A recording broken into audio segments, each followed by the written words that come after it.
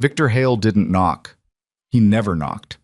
The door to the Whitmore ranch house swung open like he owned the place, because in his mind, he already did.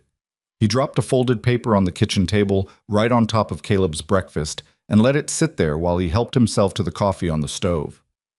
30 days, Victor said, pouring slow, like a man with all the time in the world. That's what the bank's giving you. I already talked to them. Caleb stared at the paper without touching it.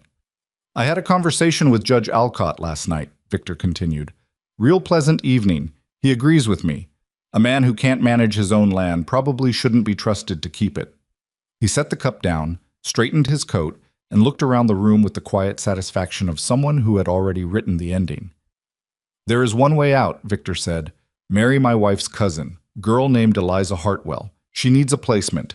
You need a miracle. Everybody gets something they need. He picked up his hat from the hook by the door, Caleb's hook, and smiled.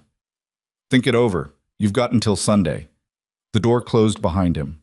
Caleb sat at that table for a long time. The coffee went cold. The paper stayed where it was.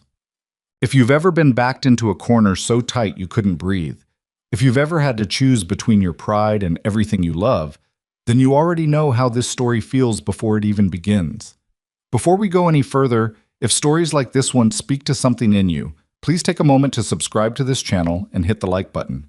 Drop a comment below and tell us what city or country you're watching from. We want to see how far this story has traveled.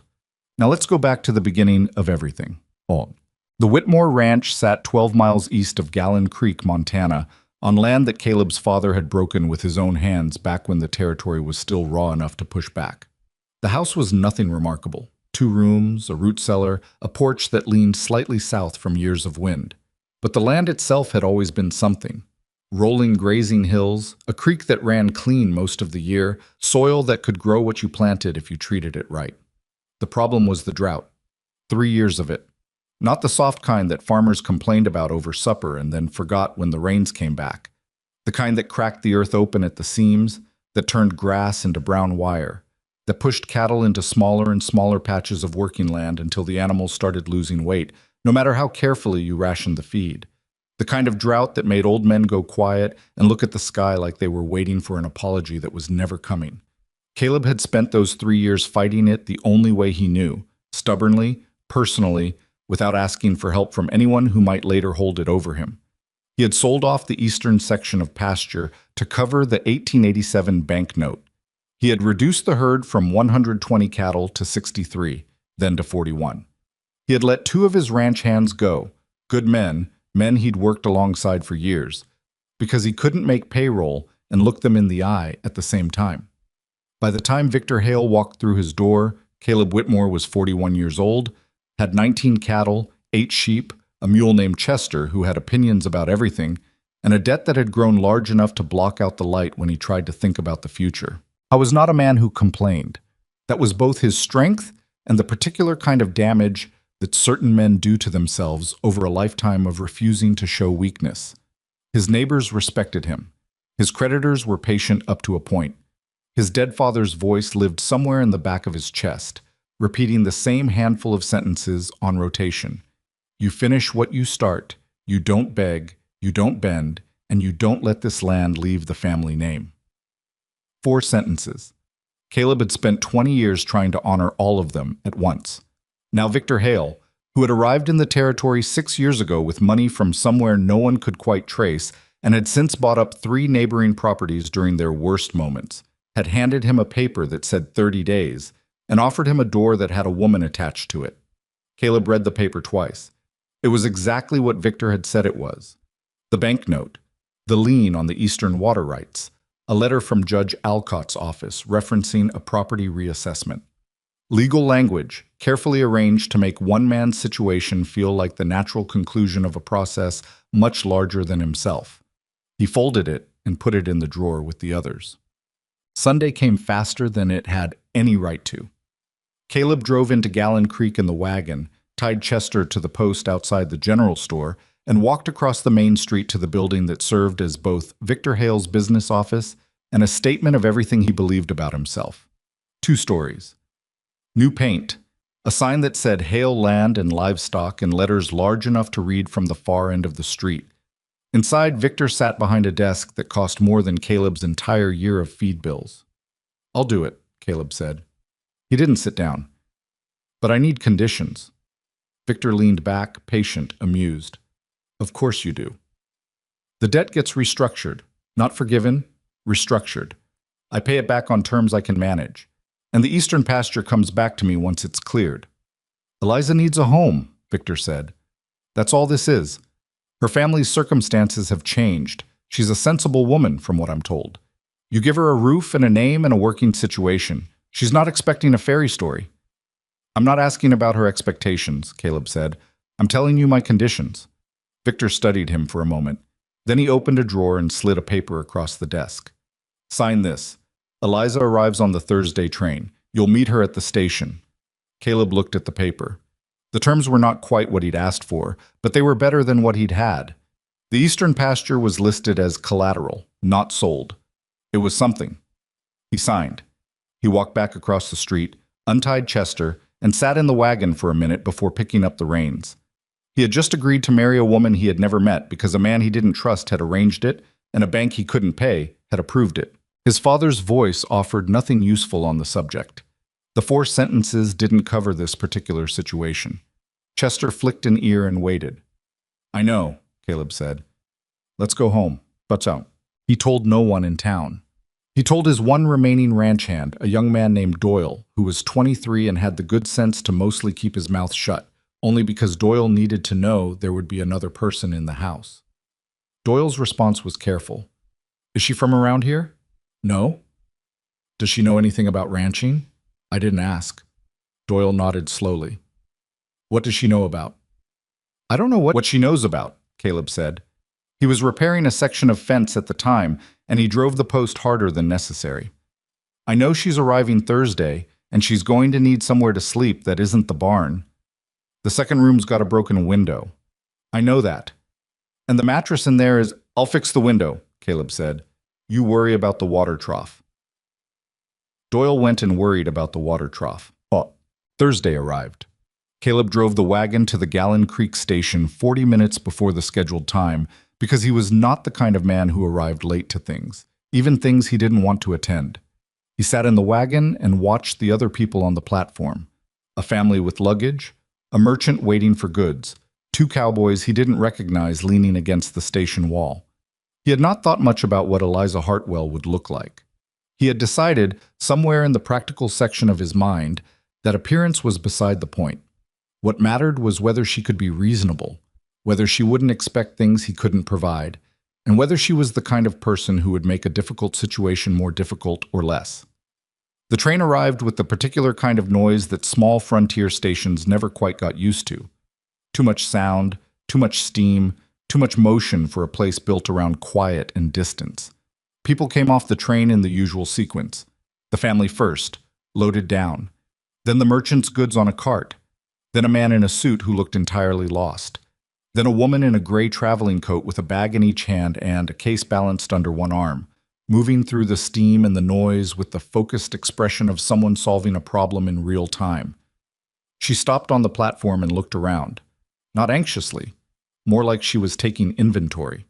Caleb got down from the wagon. She spotted him across the platform. Something in how he was standing, probably.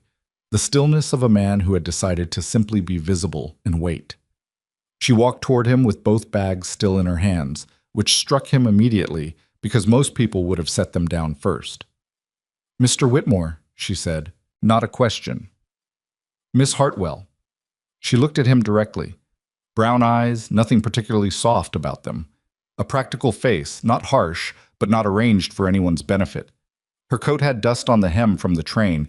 She looked like she had been traveling for a long time and was not using that as an excuse for anything. "Is there somewhere to put these?" she asked, lifting the bags slightly. He took them from her without discussion and put them in the wagon.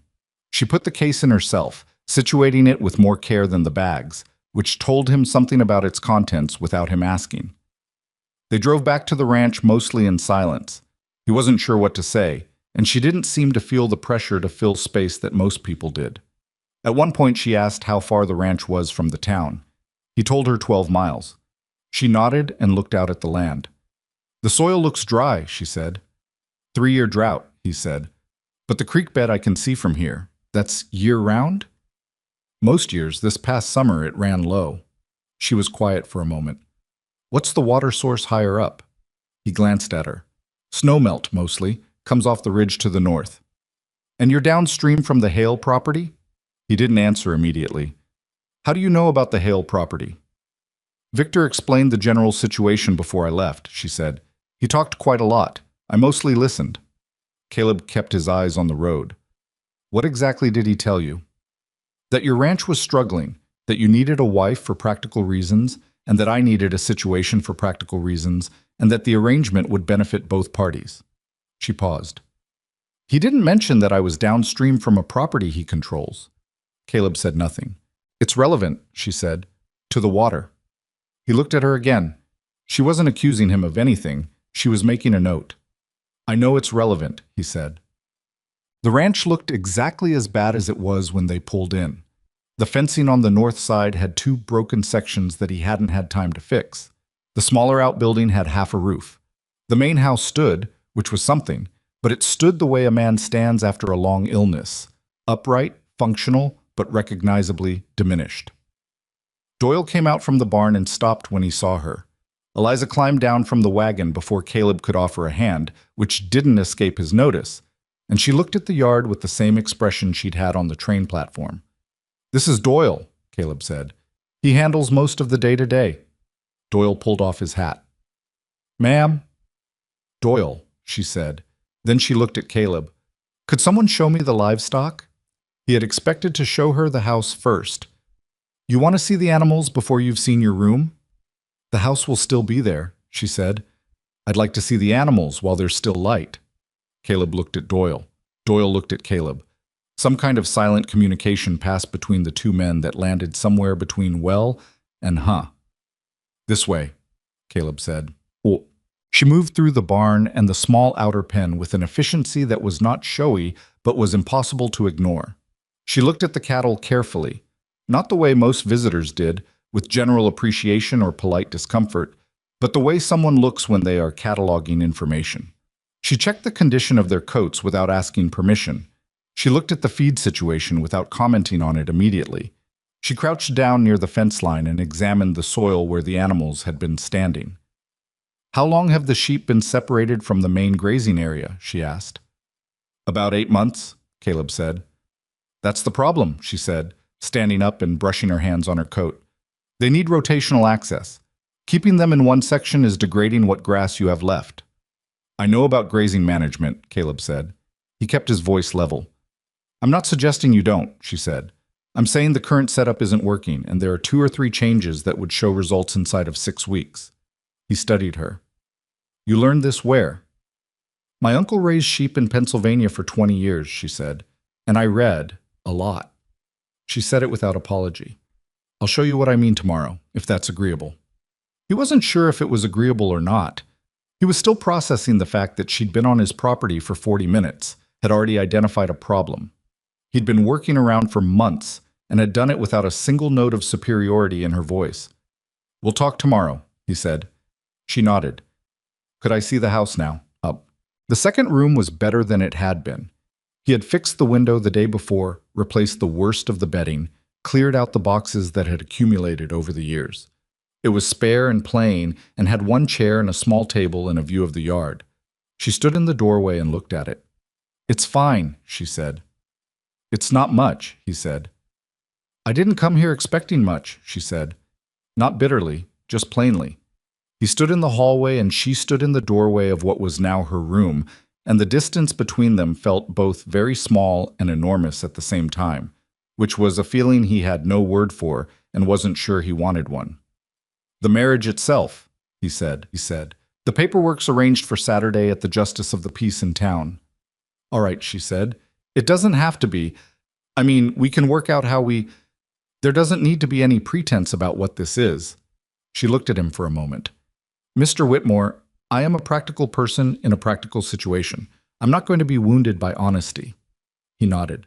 Good. Then I'll be honest. I didn't want this arrangement. I want you to know that isn't about you. It's about being forced into a corner, and I don't respond well to that." She considered him. "I didn't choose it either," she said. "My circumstances weren't what I'd planned. But I'm here, and I intend to be useful, and I'd prefer if we could both stop treating this like a disaster that's already happened." She stepped back into the room and began unpacking the case, carefully, the same way she'd placed it in the wagon. Caleb walked back down the hallway toward the kitchen. He didn't know what to make of her yet, but he knew the thing he'd expected, a burden, someone soft and wrong for this place, wasn't what had come off that train. He wasn't sure that made anything easier. In some ways, it made everything more complicated. Outside, Chester was still standing at the post, expressing his general dissatisfaction with the world. The land stretched out in every direction under the last of the Thursday light, dry and waiting and deeply in need of something none of them could quite name yet. Saturday was 3 days away. In 12 miles of open Montana territory, Caleb Whitmore sat down at his kitchen table, alone for probably the last time in a long time, and tried to imagine what came next. He couldn't. Not really. But for the first time in 3 years, the future was at least a different kind of uncertain than the one he'd been living inside. And that, as small as it was, felt like something he hadn't expected to feel. He didn't examine it too closely. He just let it sit there, the way you let something unfamiliar sit, when you're not yet sure if it's a threat or a sign. The justice of the peace in Gallon Creek was a man named Aldrich, who smelled like pipe tobacco and kept his office so cold in the mornings that the ink in his pen ran slow. The ceremony took 11 minutes. Caleb knew because he watched the clock on the wall behind Aldrich's head for most of it, not out of impatience exactly, but because looking at the clock was easier than figuring out where else to look. Eliza stood beside him in the same gray coat she'd arrived in, which had been brushed clean of the train dust. She had pinned her hair up differently than she'd worn it the day before. That was the only concession she appeared to have made to the occasion, and Caleb found he didn't know what to do with the fact that he'd noticed it. Doyle stood as witness. He had combed his hair and worn his better shirt, which touched Caleb in a way he didn't mention. When Aldrich reached the part that required them to say they agreed, both Caleb and Eliza said yes in the same flat, sincere tone that people use when they are signing a contract they intend to honor. There was no performance in it. Aldrich seemed slightly disappointed, the way officials sometimes are when they want the moment to feel larger than the two people in front of them are willing to make it. Aldrich stamped the paper. Doyle signed as witness. Caleb and Eliza both signed. The whole thing was done before 10 in the morning. Outside, the November air came off the mountains sharp and direct. Eliza pulled her coat closed and looked at the street. A few people were out. It was a Saturday, so the general store had a little traffic, and 2 men were loading something into a wagon outside the feed supplier. One of them was Frank Dodd, who ran a mid-sized cattle operation to the south and had been buying Caleb's surplus hay for 3 years. Frank looked over, saw the two of them coming out of Aldrich's office, and said something to the man beside him.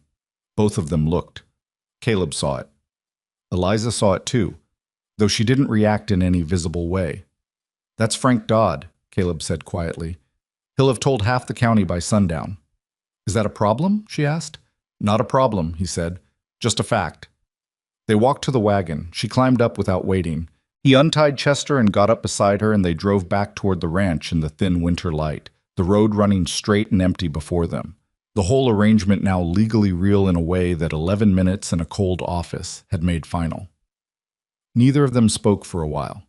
Then she said, "I want to try something with the sheep rotation this week, if you're willing." He looked at her.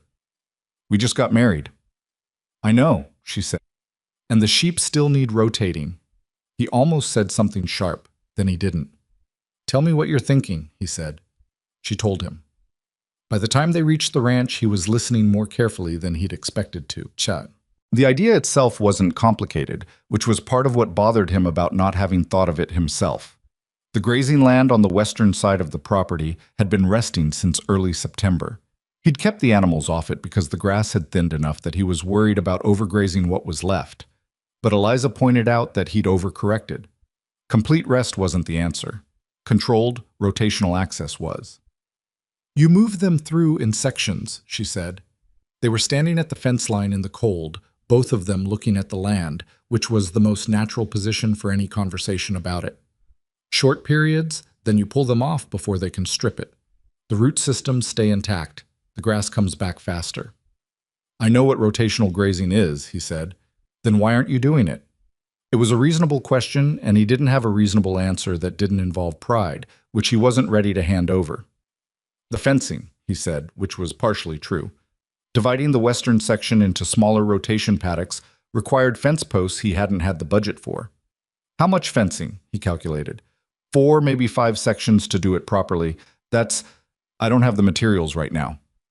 What if you did it in 2 sections to start, she said.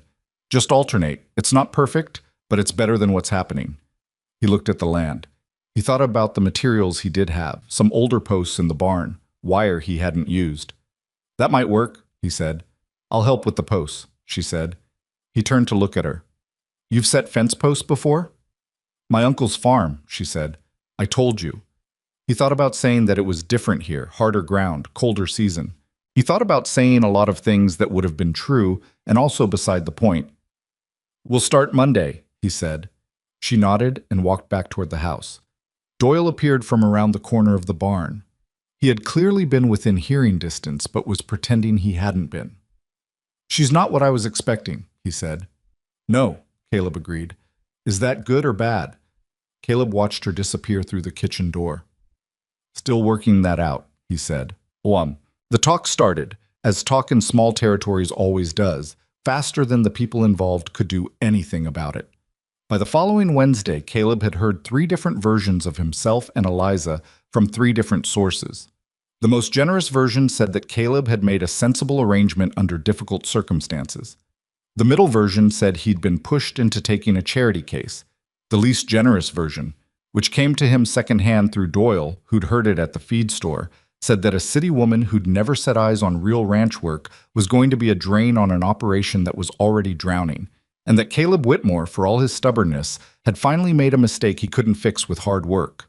The person who'd said this was a man named Roy Casper, who ran the largest sheep operation in the county and had been Victor Hale's closest ally since Hale arrived in the territory. Caleb heard this and said nothing. He was getting good at saying nothing. What he couldn't say nothing about, because it kept demonstrating itself in ways he couldn't ignore, was that Eliza was working. She was up before him most mornings, which should have been impossible given that he rose at 5.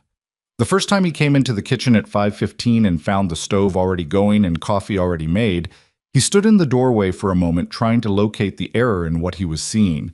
She was at the table with a notebook, writing something. You don't have to make the coffee, he said. I make it for myself, she said without looking up. You can have some if you want. He poured a cup and sat down across from her and looked at the notebook. What is that? She turned it slightly so he could see. It was a hand-drawn map of the property, rough but accurate, with the grazing sections marked out, notes alongside each one in a handwriting small enough that he had to lean forward to read it. Water drainage patterns, she said. I've been watching where the runoff goes after what little rain we've had.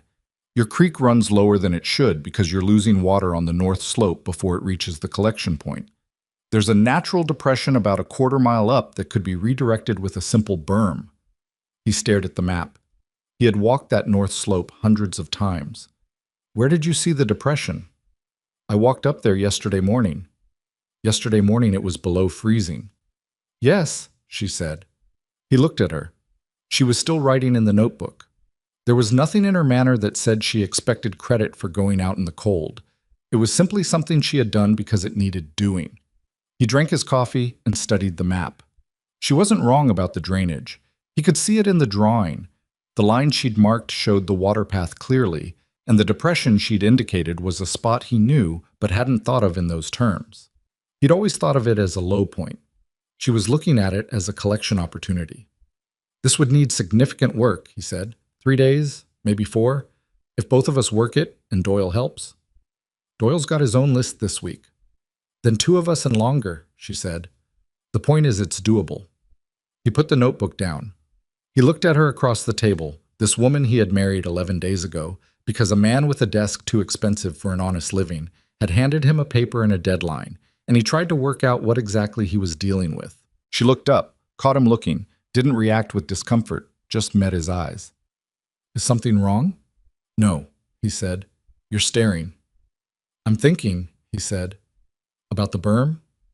About you, he said, and immediately wished he hadn't, because it came out without any framing and landed between them like a stone dropped in still water.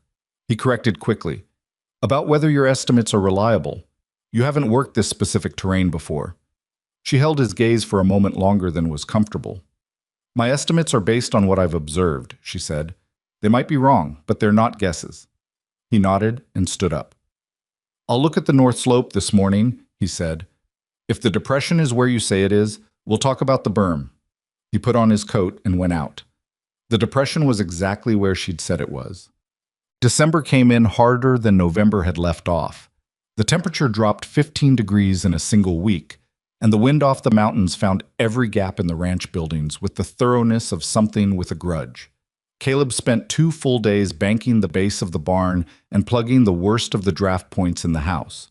Eliza spent those same 2 days re-insulating the animal stalls with a layering method she said she'd read about in a farming journal from back east, packing the walls with a combination of straw and packed earth in a way that was time-consuming and unglamorous, and, he admitted to himself, checking the temperature inside the barn the following morning, noticeably effective. Doyle noticed. She did that in one afternoon, he said, meaning the stalls. He said it with a particular kind of wondering tone that Caleb recognized as the sound of a young man revising an assumption. She worked until dark, Caleb said. Don't make it sound like something happened by itself. I'm not. I'm saying she worked fast. She works at the speed that's needed, Caleb said. Nothing more, nothing less. He paused. Doyle. Yeah.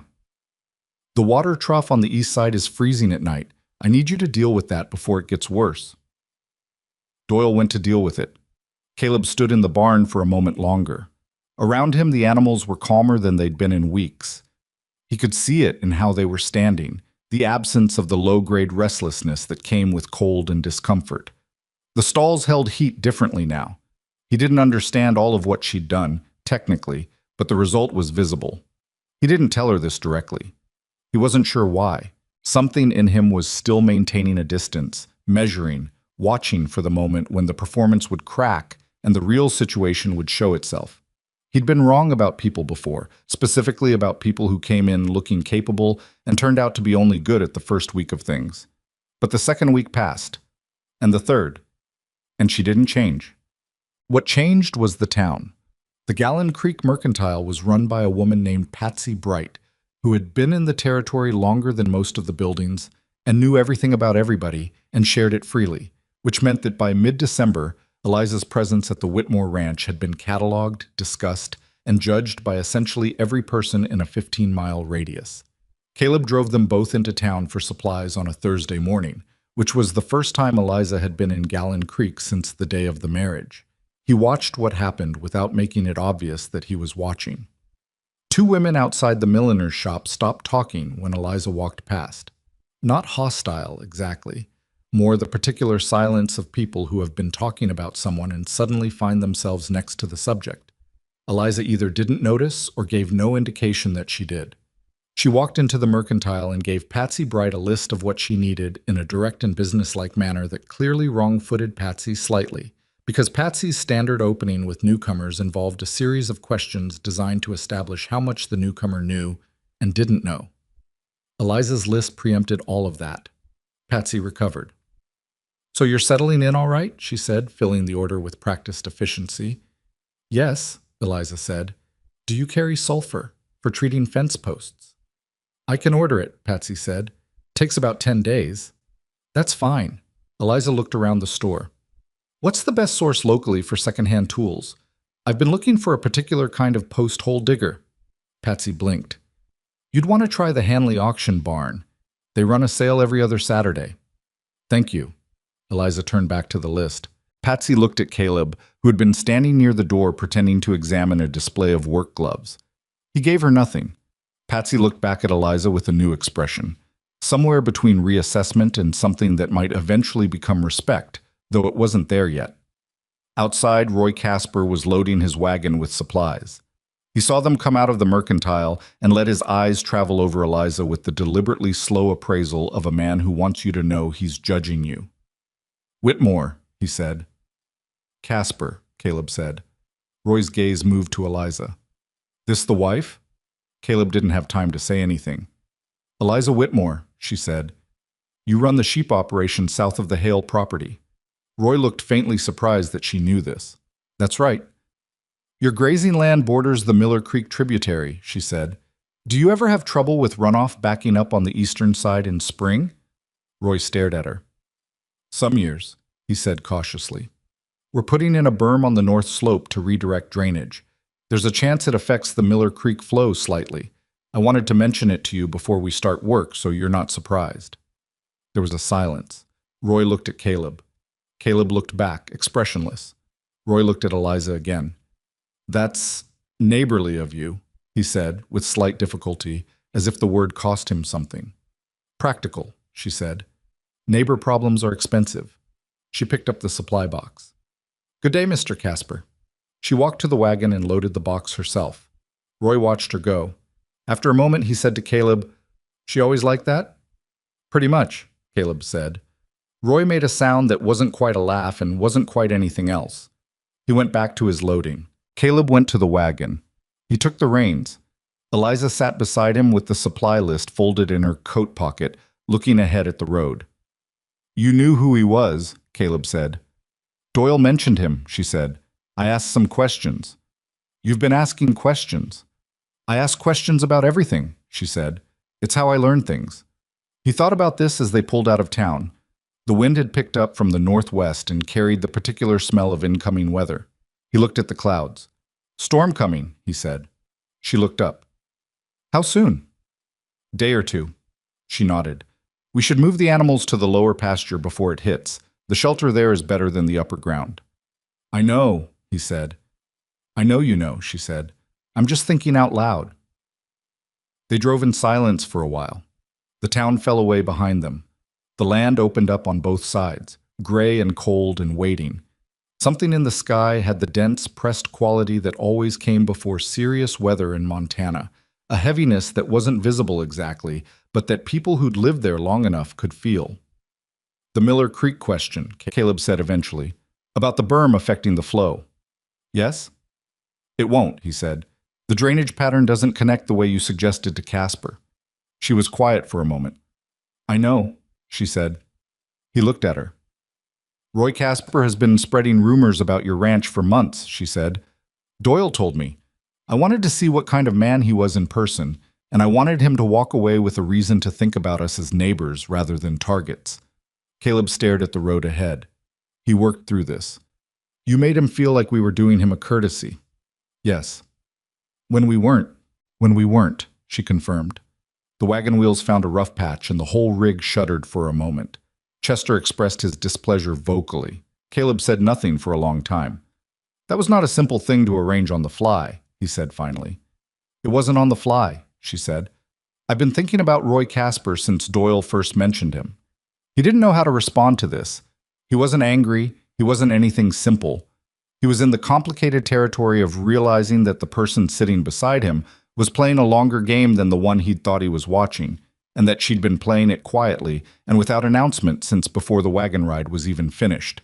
He had spent 3 years doing everything himself, making every calculation, carrying every decision. It had been exhausting in the particular way that doing too much alone is exhausting, not just in the body but in some layer beneath that, some place that doesn't repair the same way muscle does.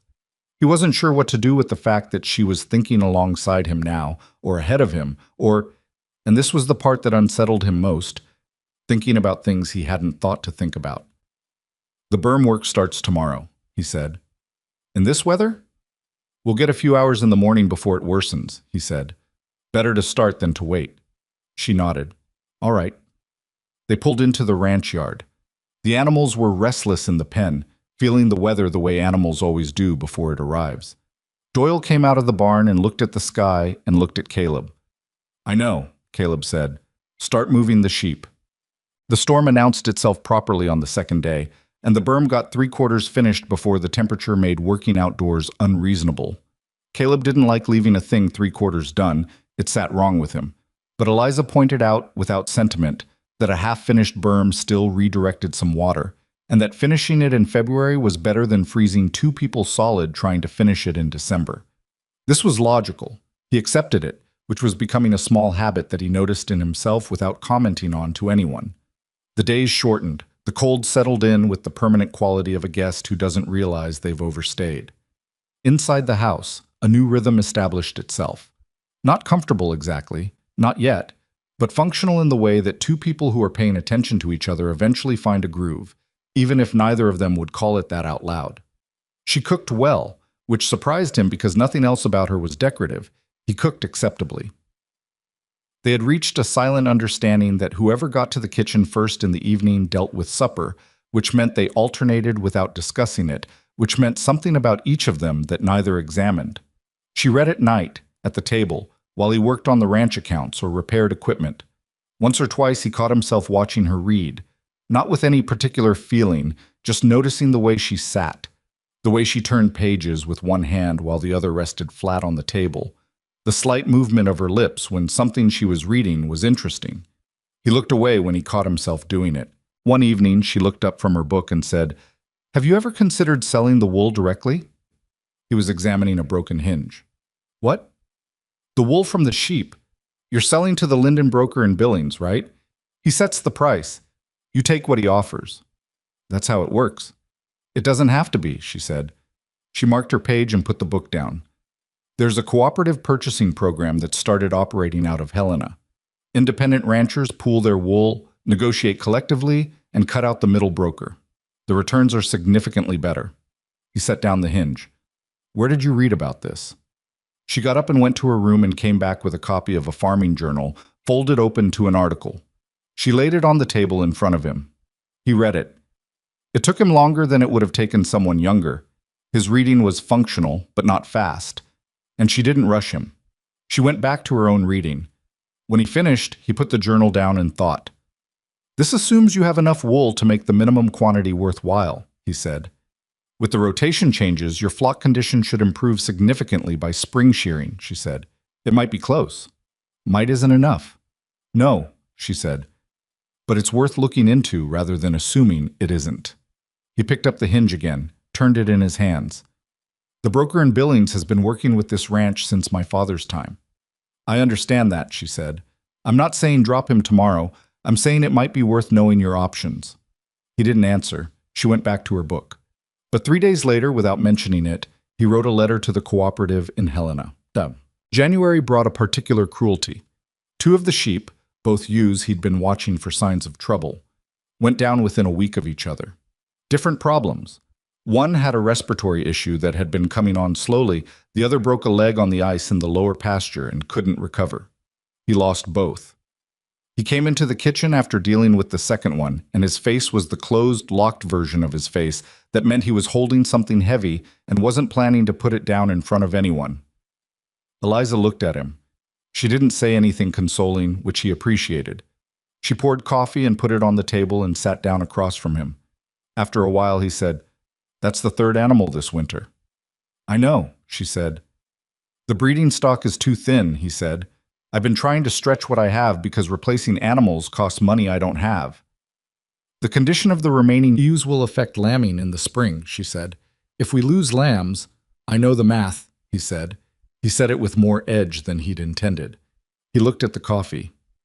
"I know," he said again, quieter. She was quiet for a moment, then, "There's a rancher in Dillon who's been selling off part of his flock. Good breeding stock, older animals, priced low because he's downsizing. I read about it in a letter Patsy Bright mentioned at the store last week. She's his cousin." He looked up. "How much?" "I don't know yet," she said, "but I could write to Patsy and find out." He studied her across the table. The lamp between them made the shadow fall across half her face, which meant he could only clearly see one of her eyes. The visible one was direct, as always, waiting, not pushing. "Write the letter," he said. She nodded, stood up, and got paper from the sideboard. He sat at the table and drank the coffee and watched her write the letter and tried to remember the last time he'd had someone to think alongside and couldn't. He thought maybe never, in the adult version of his life. His father had thought for him, then died and left him to think alone, and he'd gotten so accustomed to the weight of that solitude that he'd stopped recognizing it as weight. He was beginning to recognize it now only because it was lifting, incrementally, in ways he couldn't predict and hadn't asked for. That was the part he didn't know what to do with. Outside, the January wind pressed itself against the house and found the places where it could get through and worried at them. Chester, in the barn, was likely also expressing opinions. The remaining sheep were in the insulated stalls Eliza had built out in November, and they were still alive, which was something. The letter to Patsy Bright went to town with Doyle the following morning. The response came back in 5 days. The Dillon rancher's name was Eustace Greer, and he had 12 breeding ewes left in the lot, priced at what turned out to be roughly 60% of their market value because he was moving his family east in March and couldn't take the animals with him. Caleb and Eliza sat at the table with the letter between them and worked out the math together, what they had, what they'd need to borrow, what the lambing improvement would look like in the best and worst cases. She did the numbers on paper. He did them in his head, and they matched each other's results closely enough to be confident. "It's a risk," he said. "Everything here is a risk," she said. "If the lambing goes badly anyway, then we'll be in the same place we'd be without better stock, except with better stock," she said. "The downside is limited. The upside is significant." He thought about his father, about the 4 sentences. "You finish what you start, you don't beg, you don't bend, and you don't let this land leave the family name." None of them said anything about whether you were allowed to revise your strategy when your strategy was failing. None of them said anything about the woman who came off the Thursday train. "We'll go to Dillon," he said. She folded the letter, put it neatly on the sideboard. "I'll need to borrow the heavier coat," she said. "Mine isn't built for that far north in January." He looked at her. "I have 1 coat," he said. "Your spare one," she said. "The one in the chest by the door. It needs the left button replaced, but otherwise it's warmer than mine." He opened his mouth, closed it. "How do you know I have a spare coat?" "Because I've been living here for 2 months," she said, and went to start supper. He sat at the table for a moment after she left the room. The lamp was still burning between where they'd both been sitting. Outside, the wind had dropped slightly, the way it sometimes did in the evening, as if reconsidering. The Dillon trip was 4 days away. The sheep were still alive. The letter to Helena about the wool cooperative was still unanswered but not forgotten. And the ranch, the broken, thin, difficult, stubborn piece of Montana land that had been slowly losing the argument against everything the world threw at it for 3 straight years, was, incrementally, almost invisibly, beginning to fight back. Not because of anything miraculous, not because the weather had turned kind or the debt had dissolved or Victor Hale had developed a conscience, but because 2 people who hadn't chosen each other were sitting at the same table, reading the same numbers, and pulling in the same direction, which turned out, against every expectation either of them had carried onto that Thursday train platform, to be enough to make a difference. It wasn't a comfortable knowledge. It wasn't simple. But it was real. And real was something neither of them had expected to find in this arrangement, and so neither of them said anything about it out loud yet, because some things need more time before they can survive being spoken. The trip to Dillon took 2 days each way across winter roads that were passable in the technical sense only, meaning that nothing actually stopped them, but several things tried. The wagon lost a wheel pin 12 miles out of Gallon Creek, and Caleb spent 40 minutes in the cold fixing it, while Eliza held the lantern and handed him tools in the correct order without being asked which ones. He noticed this without commenting on it. She noticed that he noticed and also said nothing. Chester maintained his usual opinion of the whole enterprise, which was unfavorable. Eustace Greer turned out to be a weathered man in his late 50s, who looked at Eliza when she climbed down from the wagon with the particular expression of a man who had expected to deal with one person and was recalibrating. She let him recalibrate. She walked directly to the pen where the ewes were kept and began examining them with the same systematic attention she applied to everything on the Whitmore ranch. And after about 10 minutes, Greer stopped looking at her like a surprise and started looking at her like someone worth talking to. The negotiation was brisk. She knew the value of the animals better than Greer expected any buyer to know, which meant she wasn't easy to maneuver, and Greer, who was not a dishonest man but was a thorough one, tested her on 3 separate points before accepting that she wasn't going to overpay out of enthusiasm or underpay out of spite. They settled on a price that was fair in the direction of the buyer, which was as much as Caleb could have hoped for. On the drive back, with 12 ewes in the trailer behind Chester, Caleb said, "You could have pushed him lower."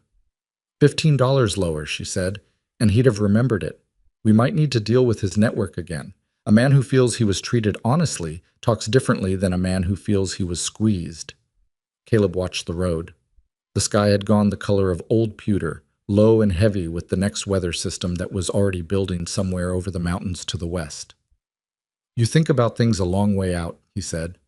Someone has to, she said, and then seemed to hear how that landed because she added, You think forward too. You've just been so busy keeping the ranch alive day to day that the longer view has been harder to hold. He didn't argue with this because it was true, and arguing with true things was a habit he'd been trying to break since approximately the moment she'd arrived.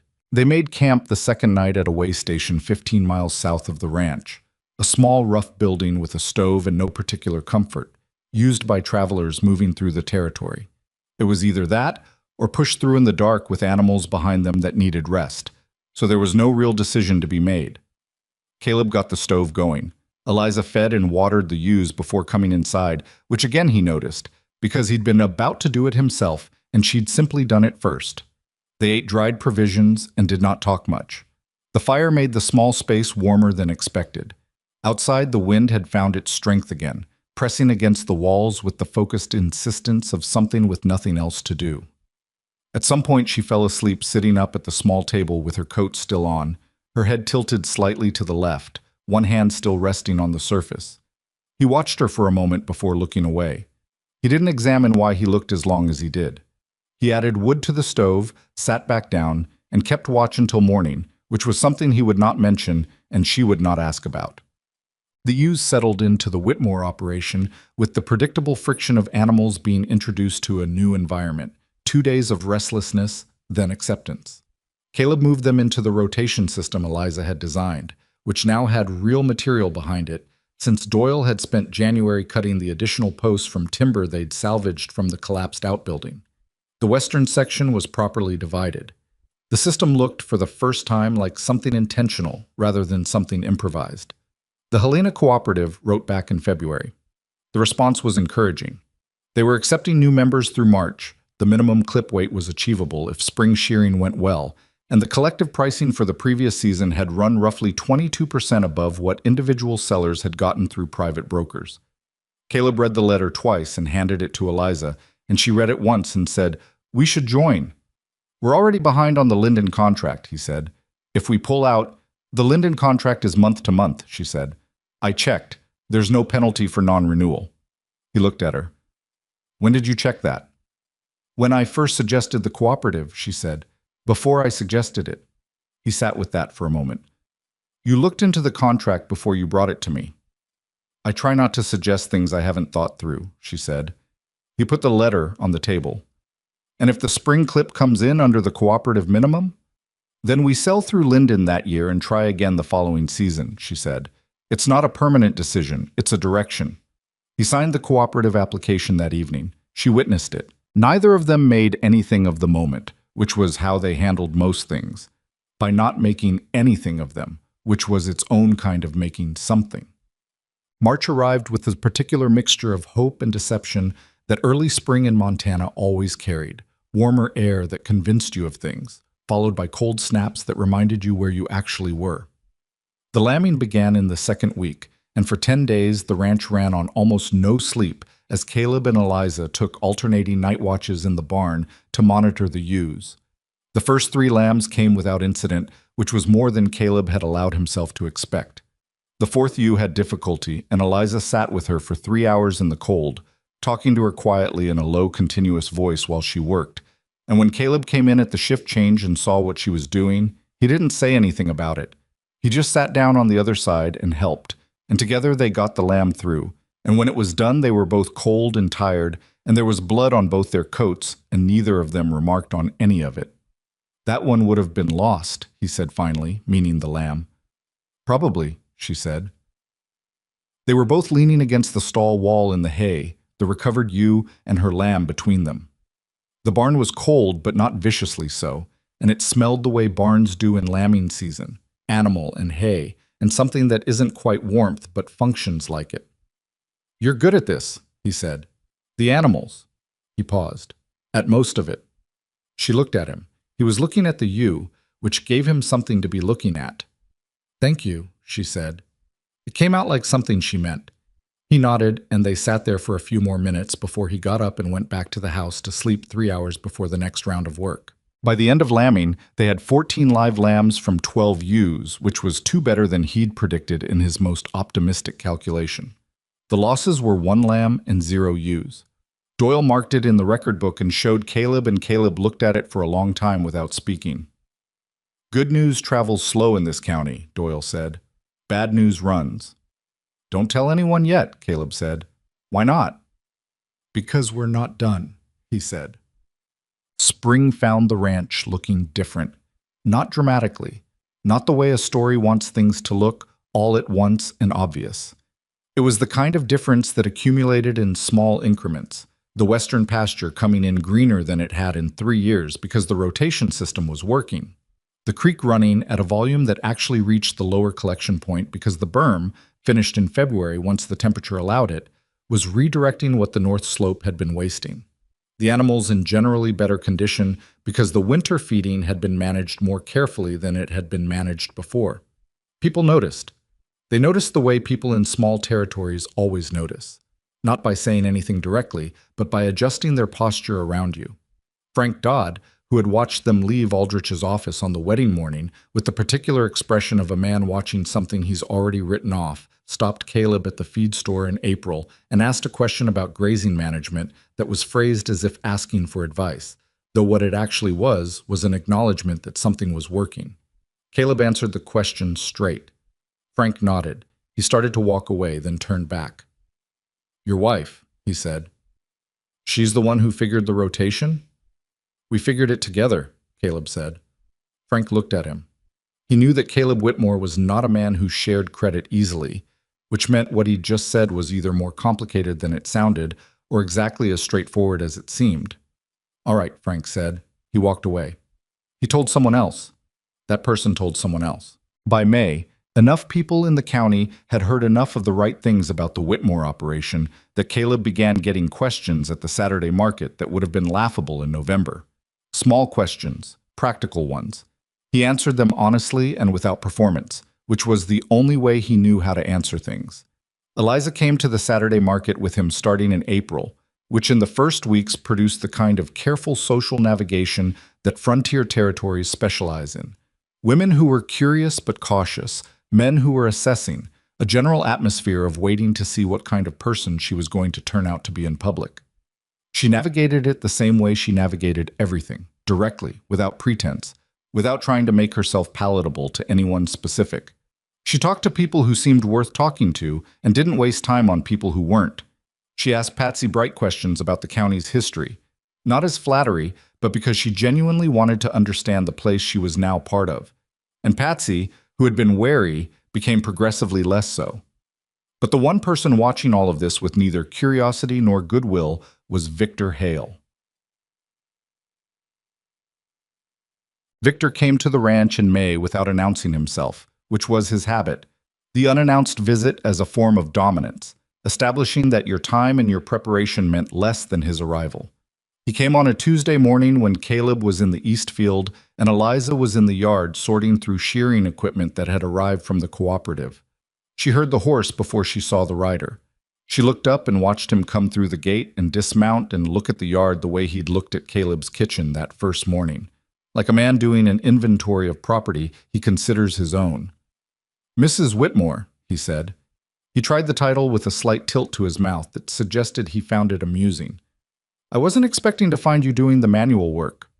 "I find that's where the useful work usually is," she said. She didn't stand up from what she was doing immediately, which he noticed. "Is Caleb about?" "East Field," she said. She stood up then and looked at him. "What do you need, Mr. Hale?" He glanced around the yard. She watched his eyes move over the changes, the completed berm work visible beyond the north fence, the new pasture dividers, the animals in better condition than anything he'd have seen on his last visit. His expression was carefully neutral, but something shifted in it, the particular neutral of a man revising an estimate he'd been comfortable with. "Just checking in," he said. "I have an ongoing interest in the property, as you know." "The debt structure," she said, "among other things." "The February payment was made on time," she said. as was March and April. He looked at her. So it was. The May payment will be made on schedule as well, she said. If you're concerned about the terms of the arrangement, I'd suggest we discuss it formally. With paperwork, Caleb and I would be happy to meet with you and your attorney at a time that's convenient. Something moved behind his eyes that wasn't quite pleasant. He hadn't expected the language of formal documentation. People who were struggling didn't invoke attorneys and paperwork. People who were struggling wanted to keep things informal because informal arrangements gave the party with power more flexibility. That won't be necessary, he said. Then I won't take more of your time, she said. She looked at him in a way that was not unfriendly and not friendly and was somehow more unsettling than either. I'll tell Caleb you stopped by. He mounted and rode out. She stood in the yard and watched him go. Her hands were completely steady, which was not entirely how she felt, but feeling and showing were two different things, and she had learned the difference young. Caleb came in from the East Field an hour later. She told him about the visit plainly, without dramatizing it. He listened. He came to look, Caleb said. Yes, she said. What did he see? She looked at him. I think he saw something he wasn't expecting, she said. And I think that's going to become a problem before it becomes a solution. Caleb sat down on the porch step. He had that look he got when he was thinking forward. Not worried exactly, but serious in a way that went beneath the surface. He's going to make a move, he said. Men like Victor Hale don't watch things improve without doing something about it, she said. He arranged this marriage because he expected the ranch to fail with or without me. We weren't supposed to make it work. Caleb was quiet. And now? And now we're making it work, she said, and that changes his calculations.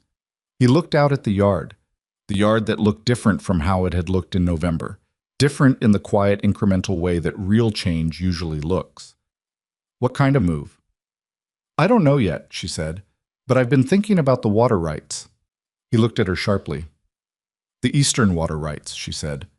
They're listed as collateral in the debt agreement. If the debt is restructured under terms that favor him, those rights could shift. And if he controls the water, he controls the land, Caleb said. He controls the land, she confirmed. He stood up. The particular set of his jaw that she had learned to read as the line between controlled anger and the kind that moves, it was there, quiet and certain. How do we protect them? I've been writing some letters, she said. He looked at her. To a land attorney in Helena, she said, about registering the water rights as primary property claim rather than collateral. It's a different legal classification. It takes the rights out of the debt structure entirely. He stared at her. When did you start writing these letters? February, she said, after I looked at the full debt agreement. You read the full debt agreement. You left it in the kitchen drawer, she said. I read everything that seems important. He was silent for a long moment. Something moved across his face that was not quite any one thing. Not anger, not relief, not gratitude, but some combination of all of them that hadn't settled into a word yet. What does the attorney say? He says it's possible, she said. It requires documentation of original property claim and continuous use, which your family has. He says it would cost around $40 in filing fees and his time, and that it would substantially complicate any attempt to use the water rights as leverage. $40, Caleb said. I know, she said. We don't have $40 to spare right now. No, she said. But the wool cooperative payment comes in June. If the clip goes well, we'll have more than $40. He stood in the yard in the May afternoon, the light coming in sideways across the pasture where his new ewes were grazing in their proper rotation. The creek running at the back of the property at a volume it hadn't run at in 3 years. The land making its slow and unspectacular argument for continuation. You've been doing all of this, he said. The attorney letters, the cooperative, the water rights research. We've been doing it, she said. I don't make decisions for the ranch. I find information and bring it to you. And then I say yes, he said. And then you decide, she said. There's a difference. He looked at her. She was standing in the yard in a coat that had seen 3 months of ranch work, her hair slightly loose from a morning of physical labor, looking at him with the direct, unperformative gaze that had unsettled him since the train platform, and still did, though differently now, in a different register that he hadn't examined closely yet. Why? He said. You didn't have to do any of this. The arrangement didn't require you to. You could have kept the house and stayed out of the operations. She considered this. Because I'm not built for doing less than a situation requires, she said. And because she stopped, started again. Because it's a good piece of land, she said. It deserves better than what's been happening to it. She went inside. He stood there for a while. The storm that changed everything arrived in the third week of June, without the warning that the February cold had given. What had been a promising June, dry but not severely so, warm enough to push the grass growth that the rotation was encouraging, turned in 48 hours into something the older ranchers in the county said they hadn't seen in 20 years. Not a winter storm, not cold, worse, in some ways. A midsummer downpour that came from the northwest with the kind of sustained force that the territory was not built to handle. 3 days of rain at a volume that would have been welcome across 2 months, but was catastrophic in 72 hours. The berm held, which was not nothing. The water it redirected from the north slope ran into the collection area and overwhelmed it, but did not damage the pasture because Eliza had insisted in February on extending the overflow channel a further 60 feet, which Caleb had thought was unnecessary at the time, and now was standing in front of watching it do exactly what she'd said it would do. The lower pasture flooded, not completely, not the waist-deep disaster that hit some of the properties to the east, but enough. The floodwater sat in the low section of the grazing land for 2 days after the rain stopped, and when it finally drained, it left a thick deposit of silt over the grass that would take weeks to clear and would delay the second rotation cycle that the sheep needed. This was manageable. What was not manageable, or what seemed at first like it might not be, was what came with the floodwater from the north. Caleb found it on the second morning after the rain, walking the fence line of the upper pasture, a section of fence on the property boundary. The boundary that ran between the Whitmore land and the edge of a plot that Victor Hale had acquired 2 years ago, was down. Not from the storm, or not entirely from the storm. The posts were out of the ground in a way that suggested the ground around them had been softened before the rain came, softened deliberately, and the storm had simply finished the job. Through the gap in the fence, cattle had moved, not many, 6, maybe 8 animals. They were standing in the Whitmore upper pasture, grazing the good grass that the rotation had been carefully rebuilding, and they were branded with a mark he recognized. Victor Hale's brand. He stood at the fence line for a long time. The morning was clear after the storm, that particular scrubbed blue clarity that follows hard rain, the world looking cleaner than it had any right to. He looked at the broken fence. He looked at the cattle. He thought about the condition of those posts, the way the base of the post holes had been widened, which was not what storm damage looked like, which was what deliberate damage looked like. Then he walked back to the house. Eliza was at the table with the notebook, tallying the damage from the storm. She looked up when he came in and read his face. "What is it?" He told her. She put the pen down. "How many animals?" 6, 7. I need to count properly." "And the fence?" "It didn't come down in the storm," he said. "Not by itself." She was quiet for a moment. "Trespassing cattle," she said. "Under Montana Territory law, if his animals have grazed your land, he owes you compensation at the grazing rate. But more importantly, it's a precedent," Caleb said. "If those cattle are on my land and I don't respond correctly, it creates a record of disputed boundary." "Which could affect the Eastern water rights claim," she said. He nodded. She stood up. "We need to document this before anything else. The broken fence, the animal positions, the condition of the post holes, all of it, today, in writing, with a witness." "Doyle," he said. "And someone from town," she said. "Someone with no connection to either of us or to Hale. Do you trust Frank Dodd?" He thought about Frank, about the conversation at the feed store, the question about grazing rotation, about the way Frank had looked when he'd given credit to Eliza and Frank had recalculated. "Yes," he said. "Can you get him here today?" "I can try." She was already moving to the sideboard for paper. "While you're doing that, I'll write down everything you just told me, in the order you saw it, with the time. Don't move anything out there. Don't remove the cattle and don't touch the fence. If I leave his cattle on my pasture, you leave them for 2 hours while we document," she said. "Then you drive them back and you repair the fence yourself, in front of witnesses, and you send a formal written notice to Hale's office today, informing him of the trespass and your intention to file for compensation." He looked at her. "You've thought about this before." "I've thought about Victor Hale making a move since May," she said. "I didn't know what form it would take." She met his eyes. "I'm sorry it came during the storm damage. He timed it well." "He waited for us to be dealing with other things," Caleb said. "Yes," she said. Frank Dodd arrived by midday.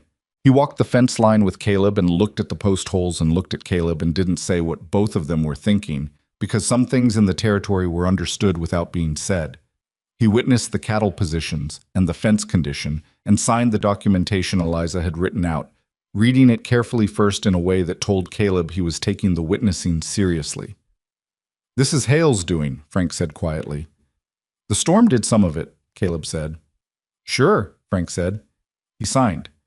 He handed the paper back to Eliza, who thanked him, and he looked at her in the direct, reassessing way that people in the county had been looking at her for months now, the look that meant they were updating what they thought they knew. "You gonna be all right?" he asked. The question was addressed to both of them.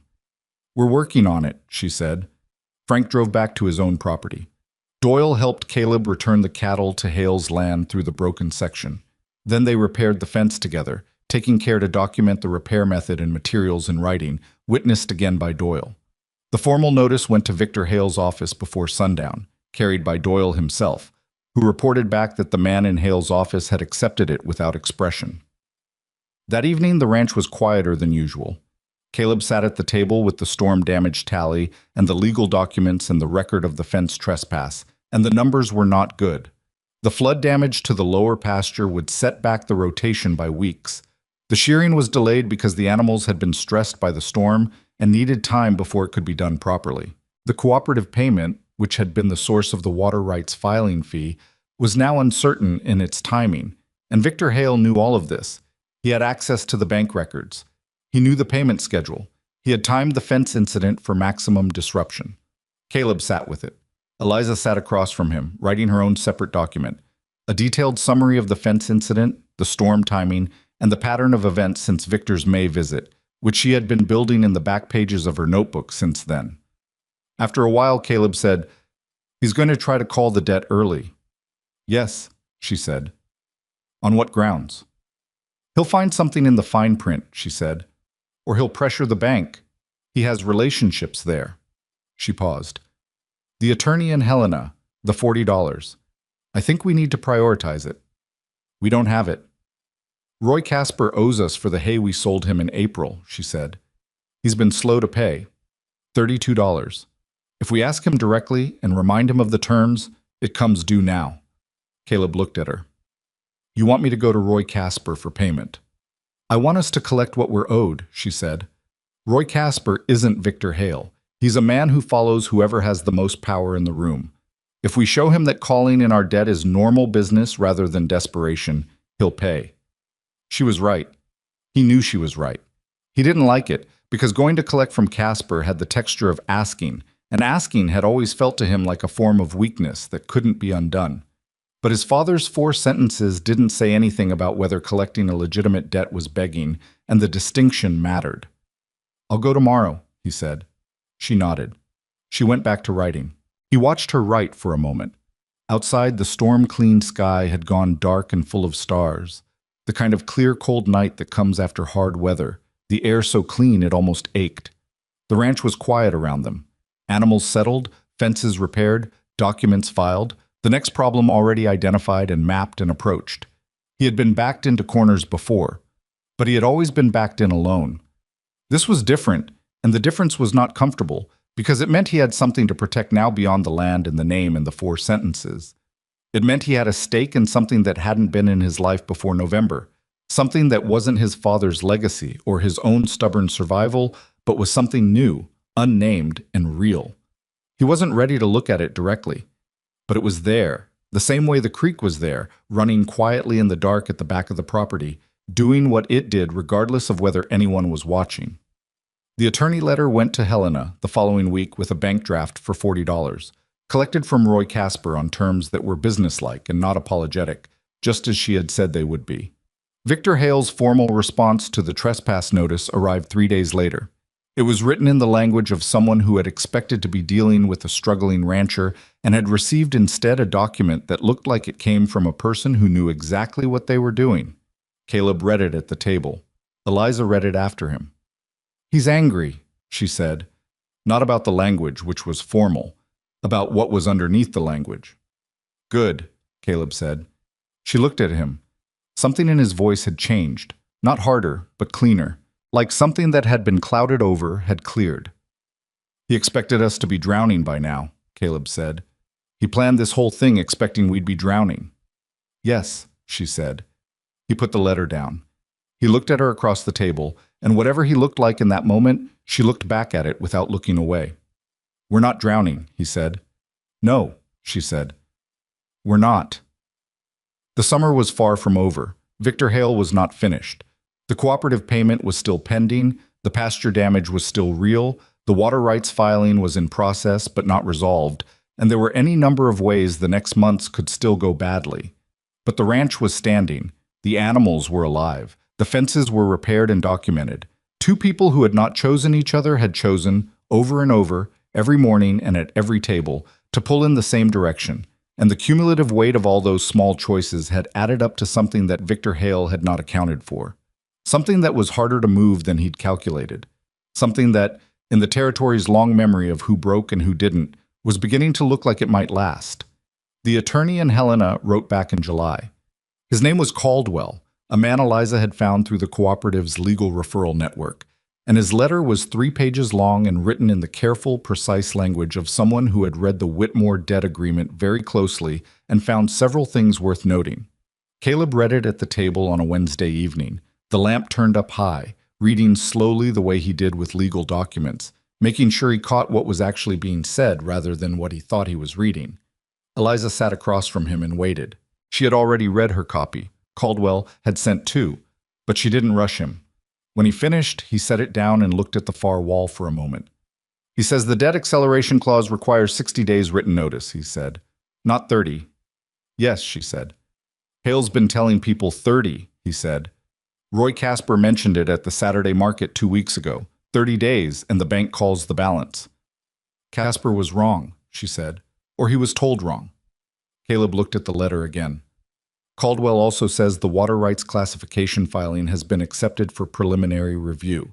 It won't be finalized before October at the earliest, but the review itself creates a protective stay on any debt-related claim against those rights, while the review is in process. "Which means Hale can't touch the water rights until October at the earliest," she said. "And by October, the cooperative payment will have cleared," he said. She nodded. He leaned back in the chair. He had the look of a man who had been braced for impact and felt the thing he'd been bracing against shift slightly. Not gone, but differently positioned. "He's going to find out about the filing," he said. "He probably already knows," she said. "He has people at the county office." "How long before he makes another move?" She thought about this honestly, the way she thought about all the hard things, not trying to soften it, not trying to inflate it into certainty when it wasn't. "I don't know," she said. "He's a patient man when he has the advantage. He's less patient when the advantage moves." Caleb folded the letter and put it in the box he'd started keeping specifically for legal correspondence, a wooden box that sat on the shelf beside the kitchen window and had grown noticeably thick since February. Eliza had organized it by date and category, which meant that when Caleb needed something, he could find it in under a minute, which was not how the ranch's paperwork had worked before she arrived. "There's something else in the letter," he said. "The cooperative meeting," she said. "He thinks we should attend." The Helena Wool Cooperative held its annual member assembly in August. Caldwell had mentioned it not as a legal matter, but as a practical one. The assembly was where members voted on collective pricing structures, negotiated transportation contracts, and, as Caldwell put it in a phrase that stuck with Caleb, established relationships that frequently proved more valuable than the transactions themselves. Eliza had read that sentence, too. She'd underlined it. "It's 4 days," Caleb said, "away from the ranch." "Doyle can manage," she said. He looked at the box on the shelf, at the table between them, at the lamp burning steady in the July evening. "It's not nothing," he said. "Going, being seen, representing the operation." "No," she said, "it isn't." He was quiet for a moment, then, "Will you come?" She met his eyes across the table. "You're asking?" "Yes," he said. He said it plainly, without decoration, which was the only way he knew how to say things. "Then yes," she said. They drove to Helena in August in the wagon, which took 3 days and involved 2 nights at way stations, one of which was the same rough building they'd stopped at in January returning from Dillon, which neither of them mentioned but both of them noticed. The ewes were in Doyle's capable hands. The lambs, now nearly full grown, were in the rotation pastures. The fence lines were intact and documented. Chester had opinions about the trip but came anyway. Helena was larger than Gallon Creek in the way that capitals are always larger than the places that feed them. More buildings, more noise, more of a sense that the machinery of larger things was operating somewhere just out of sight. Caleb found it overstimulating in the specific way that men who have spent years in open country find cities overstimulating, too many people moving in too many directions without apparent coordination. Eliza, to his mild surprise, moved through it more easily. Not because she was from a city, she wasn't particularly, but because she was the kind of person who located the logic of a new environment quickly and then navigated by it. The cooperative assembly was held in a rented hall on the north side of the city, and on the first morning there were approximately 40 ranchers from across the territory, their wives in some cases, their adult children in others, all of them representing operations that ranged from modest to substantial. Caleb had expected to feel like the smallest operation in the room. He was, nearly, by acreage and herd size. What he hadn't expected was how much the other small and mid-sized members wanted to talk. They wanted to talk because the cooperative model was still relatively new, and because ranchers in this territory, for all their self-reliance, were people who needed to understand they weren't alone in their particular predicaments. Caleb found himself in 3 separate conversations before noon, about winter feeding strategies, about breeding stock sources, about the legal status of water rights under different debt arrangements, and in each one he knew more than he'd expected to, because the past 8 months had required him to learn things he'd previously thought he didn't need to know. Eliza was in different conversations. He could see her across the room, talking to a woman named Margaret Osei, who ran a substantial sheep operation east of Great Falls, and who was, Caleb gathered from the way other people deferred to her, one of the more respected members of the cooperative. They talked for a long time, long enough that Caleb began to wonder what was being said, not anxiously, but with the attentiveness of someone who has learned that her conversations tend to have more in them than their surface. At the midday break, she found him near the window with coffee. "Margaret Osei," she said. "She's been running the Eastern operation for 12 years. Her husband died in '82, and she kept it going. She's on the cooperative board." "I gathered," he said. "What did you talk about?" "Breeding line management mostly," she said. "She thinks we're underselling our lambing results. 14 live births from 12 ewes, she says, is a rate that buyers in the Eastern market pay a premium for if you market it correctly." He looked at her. "Market it?" "Document it," she said. "Formally. Build a record over multiple seasons that shows consistent lambing performance and flock health. That record becomes a sales tool. It differentiates your animals from general stock." He thought about this. "That's years of work." "We've already started it," she said. "The record book Doyle's been keeping. We just need to understand what we're building." He drank the coffee. Around them, the room was the low hum of 40 people in various stages of the same long argument about how to survive doing what they did. "What else did she say?" "She wants to visit the operation in the fall," Eliza said. "She's been looking for a supplementary breeding source in the western part of the territory. She thinks we might be worth looking at." Caleb was quiet for a moment. Margaret Osei visiting the Whitmore operation was not a small thing. It was the kind of thing that, in the world of the cooperative and the eastern markets, carried weight. "You told her our lambing numbers," he said. "Yes." "She could be scouting for a competitor." "She could be," Eliza said. "She isn't. She built her operation alone for 12 years, and she knows what that costs.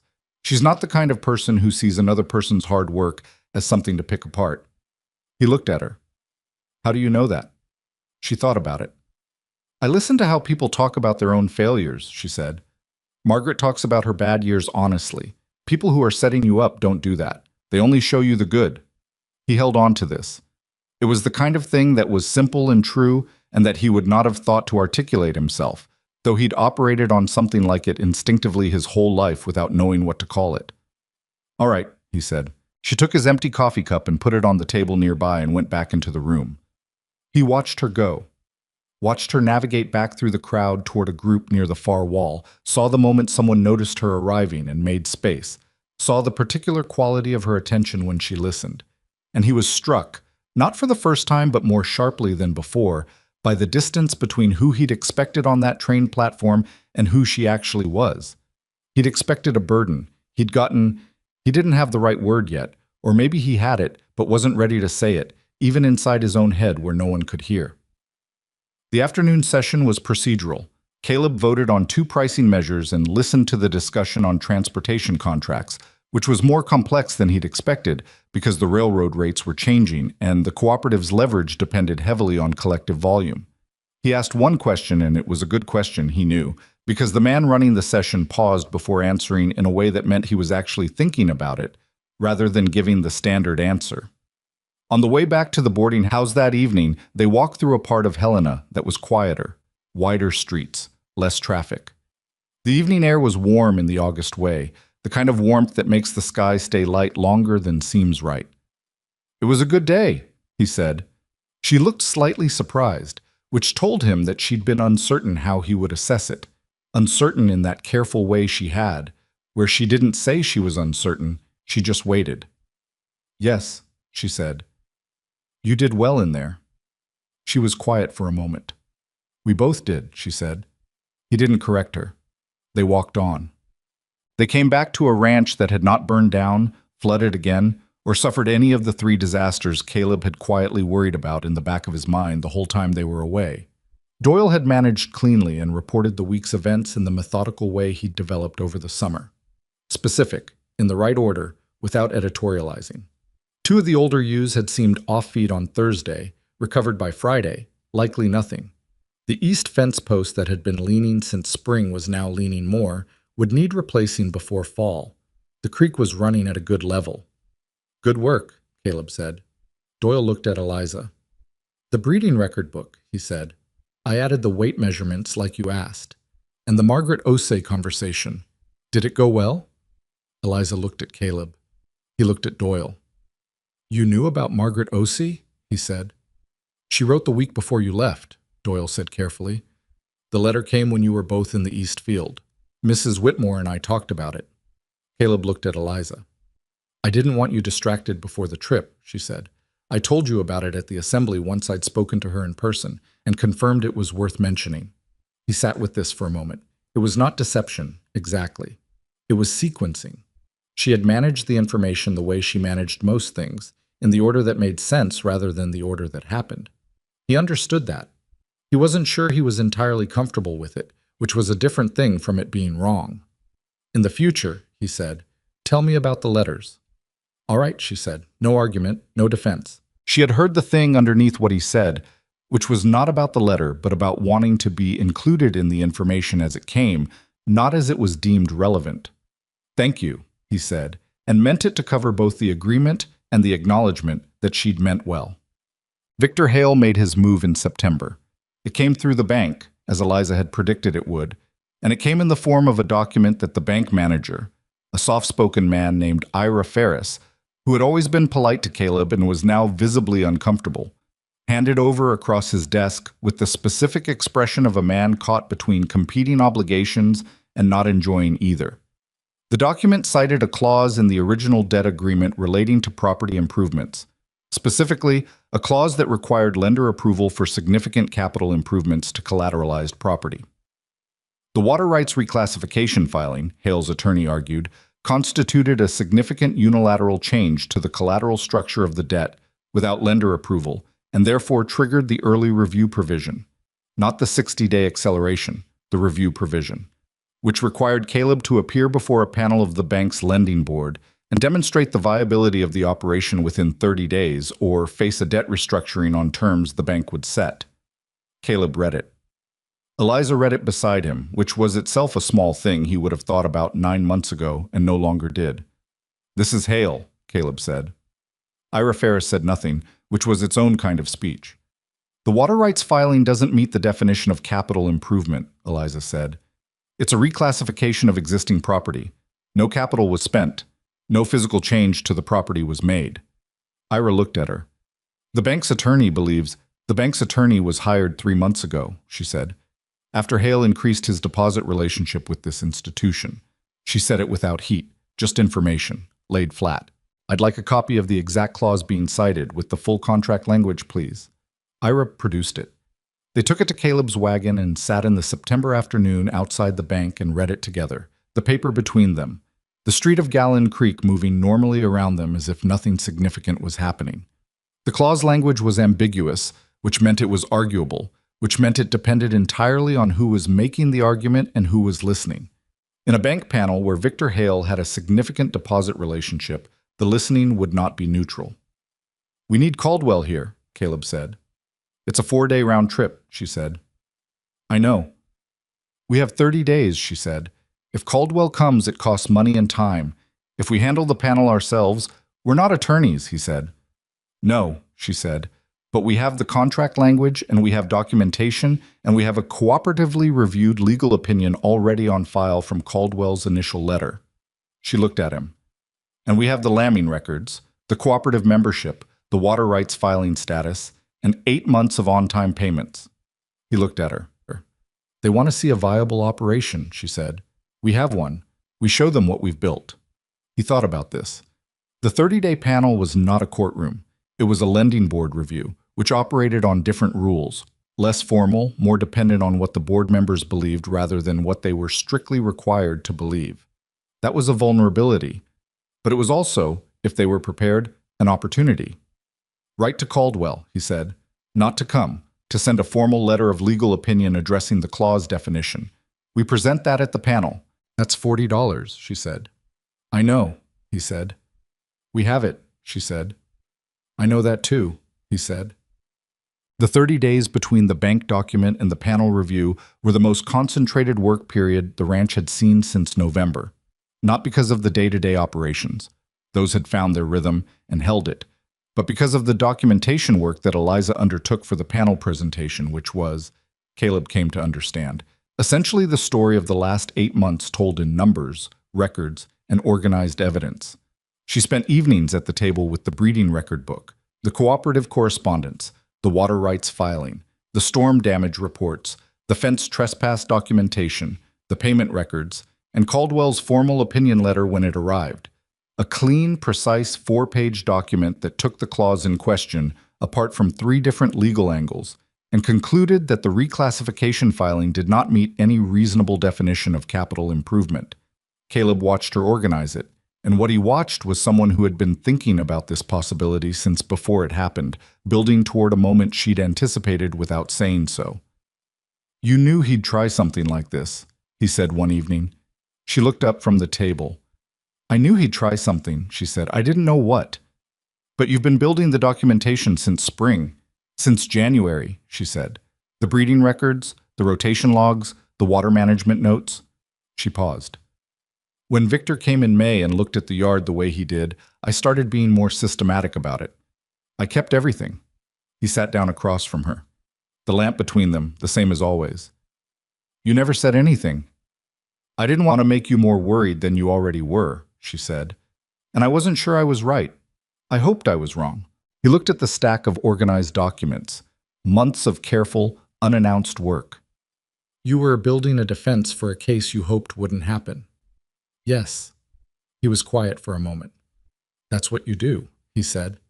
Not an accusation, an observation, made with the particular tone of someone who has just understood something they'd been seeing for a long time without naming. She looked at him. What do you mean? You think ahead, he said. Not just about the next thing, about the thing after the next thing, about what could go wrong and what would be needed if it did. You build for problems that haven't happened yet. She considered this. It's how I've always had to think, she said. My situation before this I didn't have the luxury of assuming things would work out. He didn't push on what that meant. He'd learned when to push and when to simply receive what she offered. It's also why the ranch is still standing, he said. She looked at him, and something in her expression shifted, Not dramatically, but the way a held position shifts when the person holding it decides for a moment to let it down. "We're both Wyatt Standing," she said. He held her gaze. He had not been a man who found eye contact easy, particularly with people who mattered to him, because mattering and eye contact combined into something that felt uncomfortably like exposure. But he held it. "Yes," he said. The panel review was held on the first Tuesday of October in the back room of the Gallon Creek Bank at a table that seated 7. On one side, 3 members of the bank's lending board, including Ira Ferris and Victor Hale's attorney, a sharp-faced man from Billings named Grantham, who carried himself with the professional confidence of someone used to getting what he wanted in rooms like this one. On the other side, Caleb, Eliza, and an empty chair where a 4th board member should have been and wasn't, which no one explained. Caleb had dressed carefully that morning without knowing exactly why, only that the occasion required it. Eliza wore the dark blue dress she'd brought from Pennsylvania, which she hadn't worn since the wedding. He'd noticed when she came downstairs and said nothing, but she'd noticed him notice, and neither of them made anything of it. On the table in front of them, the organized documentation, Caldwell's opinion letter, the payment records, the breeding log, the cooperative membership certificate, the water rights filing acknowledgement with its protective stay notation. Grantham opened the proceedings with a presentation of his argument that was well prepared, smoothly delivered, and built on the assumption that the people across the table had not prepared equally well. This was a miscalculation. When Grantham finished, Eliza put Caldwell's opinion letter in the center of the table. "The clause in question," she said, "applies to capital improvements. A capital improvement requires the expenditure of capital and a physical change to the collateralized property. The water rights reclassification involves neither." She paused.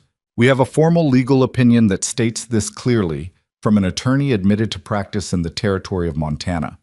We also have the original contract language, which I'd like to walk through with the board."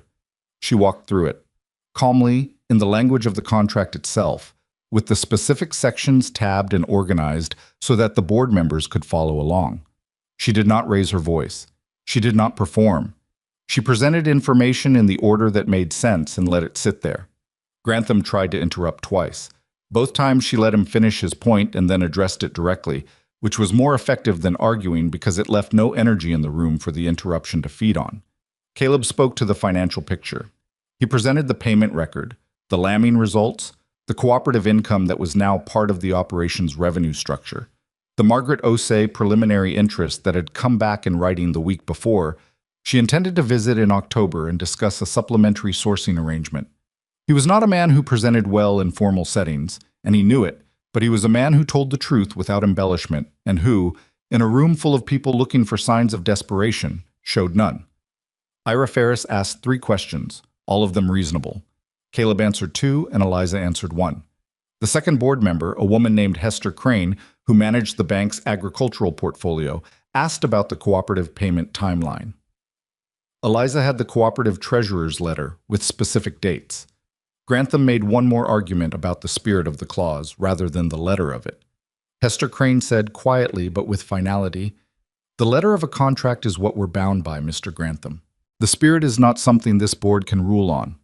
The panel recessed for 20 minutes. Caleb and Eliza waited in the front room of the bank. He stood near the window. She sat with her hands folded on her lap, looking at nothing in particular. He couldn't read her expression, which was unusual. He'd developed a reasonable ability to read her over the months, but right now she was somewhere interior. "You were good in there," he said. "So were you," she said. "Grantham underestimated you," he said. "Grantham underestimated us," she said. "He came in expecting to deal with a failing rancher and a housewife. He'd been briefed on what Hale thought we were." "What does Hale think we are?" She looked at him. "He thinks you're a stubborn man who got lucky with an arrangement that he expected to fail." She paused. "And he thinks I'm a woman who knows how to keep a house tidy and not much else." Caleb looked at the closed door behind which the panel was deliberating.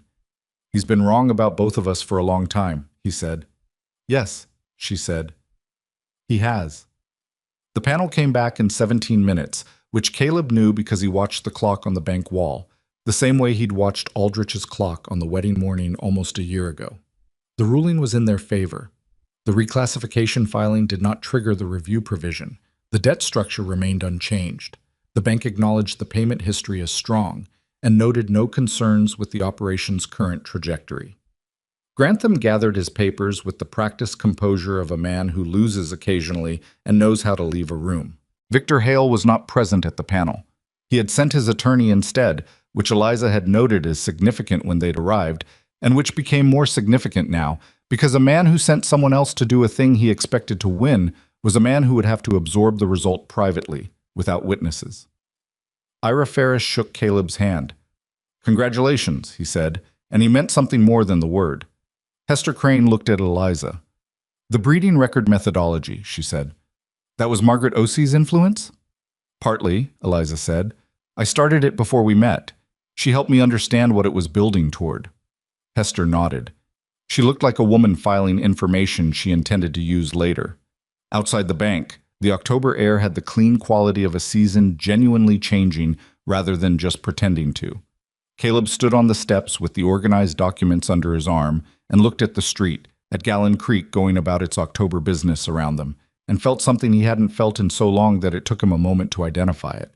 Not relief, not triumph. Solid ground. The feeling of standing somewhere that wasn't shifting under him. The feeling of having built something instead of just defended it. Eliza was standing beside him. She was looking at the street too. "He's not done," she said. "No," he said. "This hurt him more than it helped us," she said. "He spent resources and credibility on that panel, and he got nothing." "Men like that don't stop because they've lost once," Caleb said. "No," she said. "But they start making mistakes." He looked at her. Her profile in the October light, the plain, direct face that had told him nothing comfortable and nothing false since the moment she'd walked through the station steam.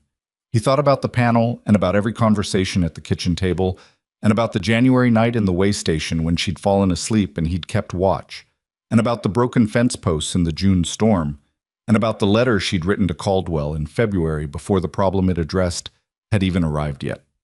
He thought about what that kind of thinking cost a person. He thought about the 4 sentences that had governed his life since he was old enough to understand them. You finish what you start, you don't beg, you don't bend, and you don't let this land leave the family name. And how none of them, not a single one, had prepared him for the particular problem of finding someone worth standing next to. "Eliza," he said. She turned. He wasn't a man who said things he hadn't figured out how to say yet. He was careful with words the way he was careful with everything, slow and deliberate. But standing on the bank steps in October with the year's work behind them and whatever came next ahead, he said the incomplete thing anyway. "I'm glad you came off that train," he said. She looked at him. A long, direct look, the kind she gave everything, honest and complete and giving nothing away that hadn't been thought about first. "So am I," she said. They walked to the wagon. Chester registered his usual grievances. The drive back to the ranch took the better part of the afternoon, and they talked about Margaret Osey's upcoming visit and the fall shearing timeline and the east fence post that still needed replacing, and the conversation was practical and specific and entirely normal, except that it wasn't, because underneath it was something that hadn't been there a year ago and was now there permanently, the same way a berm is permanent, or a water right, or a season of careful work. Roy Casper was at the Saturday market 2 days later and came to find Caleb specifically, which was different from how things had been between them. "Heard about the panel," Casper said. "Word travels," Caleb said. "The decision that went your way." "Yes." Casper looked at him with the expression of a man recalculating not just a situation, but a whole series of assumptions. "Hale's been telling people things about your operation," he said. "Things I now understand were not accurate." "What kind of things?" Caleb asked. His voice was even. "That you were behind on payments," Casper said. "That the wife was a liability. That the ranch would be absorbed into his holdings before spring." Caleb said nothing. "I should have asked you directly," Casper said, rather than taking his word. "Yes," Caleb said. "You should have." Casper absorbed this without argument, because it was true and they both knew it. "For what it's worth," he said, "the people I've spoken to who believed him are starting to have second thoughts." "What people believe about us isn't our concern," Caleb said. "What the ranch produces is." Casper looked at him for a moment. "Your wife said something similar to me in June," he said, "about things being practical." He paused. She's something else. Yes, Caleb said. He found Eliza at the market's wool display, talking to another woman about the cooperative's spring pricing expectations. He stood and watched her for a moment from across the market. The way she handled the conversation, the way she listened, the way she occupied space without performing in it. And he thought about what it cost a person to be underestimated their whole life and keep going anyway. He thought he understood it, in the way men who have also been underestimated can understand a different version of the same thing. She looked up and saw him across the market, and he nodded once, which meant different things than it would have meant a year ago. And she nodded back, which meant she knew what it meant. The market went on around them.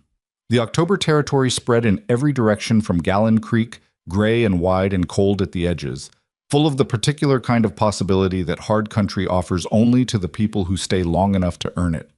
The ranch was not saved. That was too clean a word for what it was. It was operational. It was improved. It was defended. It was growing in ways that the record showed, and that the next season would test again.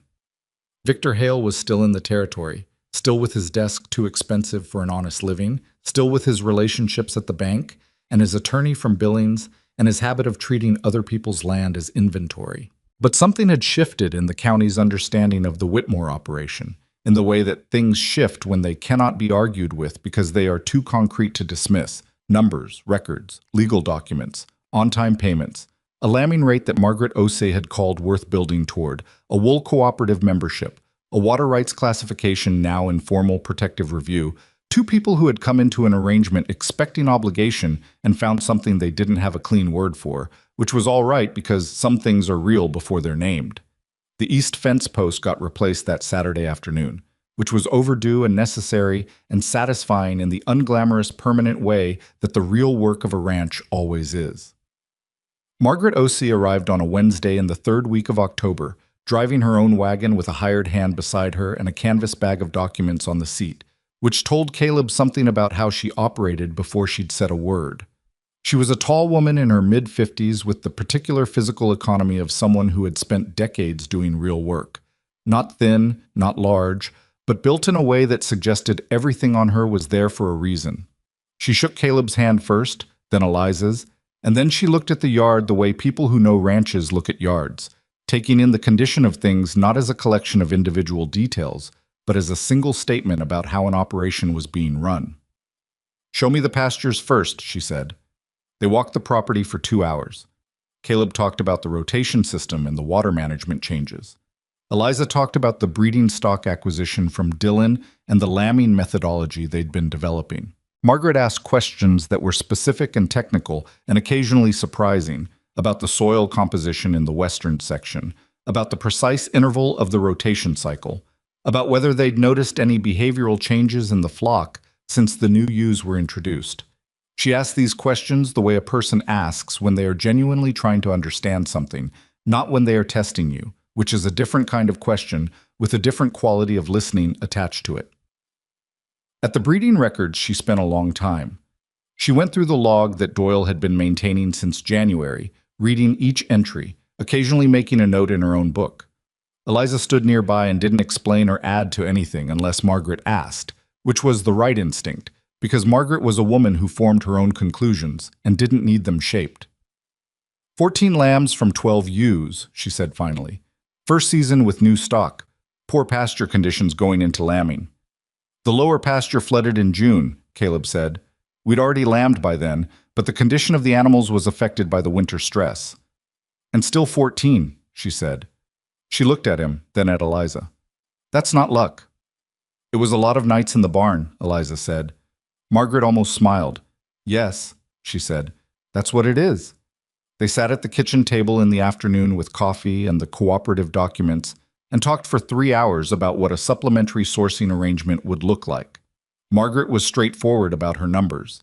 She needed a reliable secondary source for breeding ewes because her primary supplier in Idaho had reduced his operation and she couldn't build her spring inventory on one source alone. The Whitmore flock wasn't large enough to be her main source, but it was healthy enough and documented well enough to be a real secondary one. The numbers she offered were better than the cooperative's general pricing. Not dramatically. She was not a woman who overpaid for sentiment, but fairly, in the direction of someone who understood what consistent quality was worth and priced it accordingly. Caleb looked at Eliza. She gave him the small nod that meant the numbers were sound. "We'll need a contract," Caleb said. "Of course," Margaret said. "With specific delivery terms and a minimum purchase commitment," Eliza said. "So both sides have certainty going into spring planning." Margaret looked at her. "You've done contract work before." "I've read enough contracts to know what happens when the terms aren't specific," Eliza said. Margaret looked at Caleb. "She's right." "She usually is," he said. He said it without thinking about how it would land, and it landed between all three of them with a naturalness that surprised him slightly. Not the words, but how easy they were to say. Margaret left before sundown with a handshake agreement and a timeline for the formal contract through Caldwell, who was becoming the ranch's de facto attorney by accumulation. Caleb and Eliza stood in the yard and watched her wagon move back down the road toward the main track. "That changes things," Caleb said. "It changes the spring," Eliza said. "We'll need to plan the lambing around the delivery commitment." "I know," he said. "I meant more broadly." She looked at him. "We're not just keeping the ranch alive anymore," he said. "We're building something." She was quiet for a moment. "Yes?" she said. "I think that's right." Victor Hale's next move came not from the bank and not through an attorney. It came through the county land registry office in early November, in the form of a challenge to the boundary survey on the northern property line, the same line where the fence trespass had occurred in June. The challenge claimed that the original survey from 1871, when Caleb's father had registered the property, contained a measurement error that placed the actual boundary line Chichamos line approximately 40 feet south of where the current fence stood. 40 feet didn't sound like much. 40 feet along a boundary line that ran for half a mile meant approximately 3 acres of land that included, by what could not have been coincidence, the upper section of the creek that fed the property's water collection point. Caleb read the challenge document at the kitchen table on a Thursday morning and felt the particular cold that comes not from temperature, but from recognizing the shape of something that has been planned. "He's going after the water," he said. Eliza took the document and read it. Her face was the focused, interior expression she got when she was processing something she'd already partially anticipated. "A survey challenge takes months," she said. "The registry has to appoint a neutral surveyor, schedule the review, hear both parties." "Months we can work with," he said. "But if the challenge succeeds—" "It won't succeed," she said. He looked at her. "You sound certain." "Your father registered this boundary in 1871, she said. "Do you have the original survey documents?" He thought. "There's a box," he said, "in the back room. Papers from when my father first filed." They spent the rest of the morning in the back room, which was where things went that didn't have another place to go, and which therefore contained 20 years of accumulated paper in varying states of organization. Eliza went through it with the systematic patience she applied to everything, and at the bottom of the third stack, in a leather folder that had been there long enough to have adapted to the shape of the things around it, she found the original survey documentation from 1871. She brought it to the kitchen table and laid it out carefully. 3 pages of hand-drawn survey maps and written measurements, signed by a surveyor named Horace Pell and witnessed by 2 county officials whose names appeared in the county registry records of that period. She looked at the boundary measurement on the northern line. She looked at the challenge document. She looked at Caleb. "The challenge claims a measurement error," she said. "But the original survey has a secondary measurement point here." She pointed to a notation in the margin of the map that cross-references the northern line against a fixed geological feature, the boulder outcropping on the ridge. Caleb leaned over the map. The notation was small and in handwriting that had faded with decades, but it was readable. "I know that outcropping," he said. "It's still there." "If we can demonstrate that the original measurement was triangulated against a fixed point that hasn't moved," she said, "then any alternative survey that doesn't account for that reference point is incomplete." She looked at him. "Hale's challenge is based on a simple linear measurement. Your father's original survey was more complex than that." He studied the map. He'd never looked at this document before. Not closely, not with any reason to. It had just been a paper in the bottom of a box. "You knew this was in here?" "I knew your father was careful," she said. "Men who build something from nothing tend to be careful about the paperwork." He sat back. He thought about his father, who had never been a sentimental man but had been a thorough one, and about the 4 sentences, and about how those sentences had never mentioned that thoroughness compounds over time, that careful work done decades ago can still be standing when the person who did it is long gone. "Write to Caldwell," he said. She was already reaching for the paper. The survey challenge took 4 months to resolve, which was faster than either of them had expected. The registry appointed a surveyor named James Alcott, a different Alcott than the judge, though the name made Caleb's jaw tighten when he saw it, until Caldwell confirmed they were unrelated, who examined both the challenge evidence and the original survey documentation. The boulder outcropping on the ridge was still exactly where Horace Pell had measured it in 1871. The triangulated boundary line it confirmed was exactly where the Whitmore fence stood. The challenge was dismissed in February, 14 months after Eliza had stepped off the Thursday train. Caleb received the dismissal notice on a Tuesday. He read it, put it in the wooden box, and went out to check on the ewes, which were in the early stage of their second lambing season. He didn't say anything about the dismissal until the evening, when they were both at the table, and then he said, "The survey challenge is done." Eliza looked up from the notebook. "In our favor?" "Yes." She put the pen down. Something moved across her face. Not triumph, but a kind of settled relief, the way a person looks when a weight they've been carrying comes down. Not all at once, but slowly enough that the body has to adjust to the absence of it. "Hale is running out of angles," she said. "Yes," he said. "He'll know that." "He already knows it," Caleb said. Roy Casper told Frank Dodd that Hale's been having quiet conversations about selling the Southern acquisition, the one he took from the Mercer family in '88. Eliza was quiet for a moment. "He's liquidating." "Starting to," Caleb said. "The bank panel cost him credibility. The survey challenge cost him more. The people he's been borrowing relationships from are seeing the returns aren't what they were. He'll try one more thing," she said. "Men like him usually do. One more thing before they accept that it's finished."